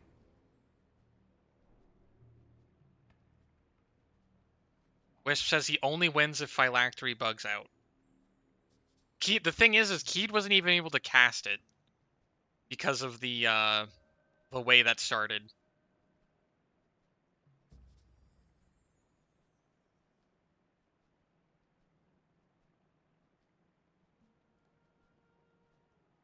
Redo? Keed, are you ready?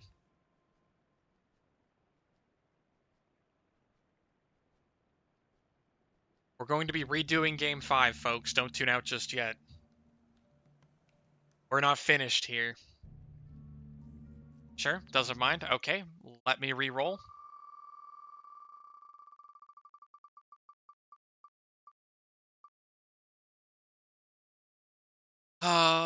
Gave me Imperial again. I gotta re-roll.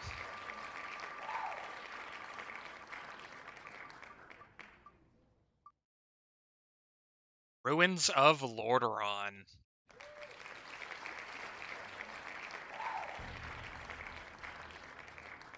Keep it real. And here we go. Game 5 rematch. After the controversy of the last one where I clicked ready before Keed even got into the game and it started early, which I'm not going to do this time. Completely my fault.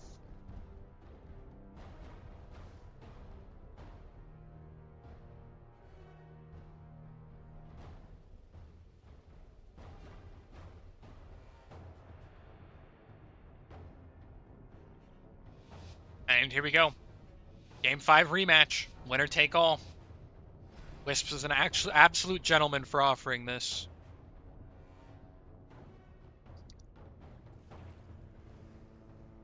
And they're off. Was trying to close the distance, gets ghoulified, trinkets it. It's nice up and close and personal with Keed here. Keed in danger of eating a fear. But he's able to create a little bit of space. Taking a lot of damage from the ranged form of Curse, though. Holy crap. Eats the silence before he can get a cast off. Liquefy is going to fear him out. He pops either, I think that was Trinket. Grime steps away. Wisp was able to get right back on him. He's dropping pretty low, but the phylactery works this time. And Keith's just slowly heading back to it. He gets the heal. But Wisp is just going right at him. Big damage coming out from both. They're getting really low, but Keith's lower. And even with the phylactery, Wisp is able to take the W. Whew. Well played. Well, folks, introducing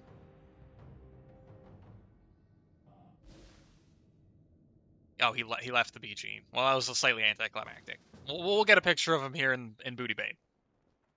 Introducing your January 25th 1v1 tournament victor. It's Wisp, baby. And someone just died. Someone just killed me. And then revived me. Okay. Bruh, I know who did it. It says so in the chat. Come on, bro. Introducing our winner. It's Wisp. Our third place in the tournament, we got Leanda. And our runner-up today, it's Keed. Thanks for everyone for participating. This was a great event. Super fun to host. Super fun to hang out with you guys.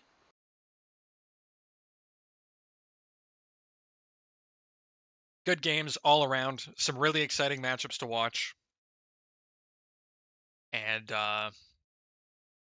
yeah, I hope we can do this again sometime. I'd like to do twos. I like casting twos more than ones. There's a bit more action. You get the cooler comps. You're not just so, like, one-sided as to, like, oh, this class just beats me every time. And, yeah. Thanks for tuning in, guys. As always, I'm your host, Mr. Kobe. And we'll see y'all next time. May the fates be kind.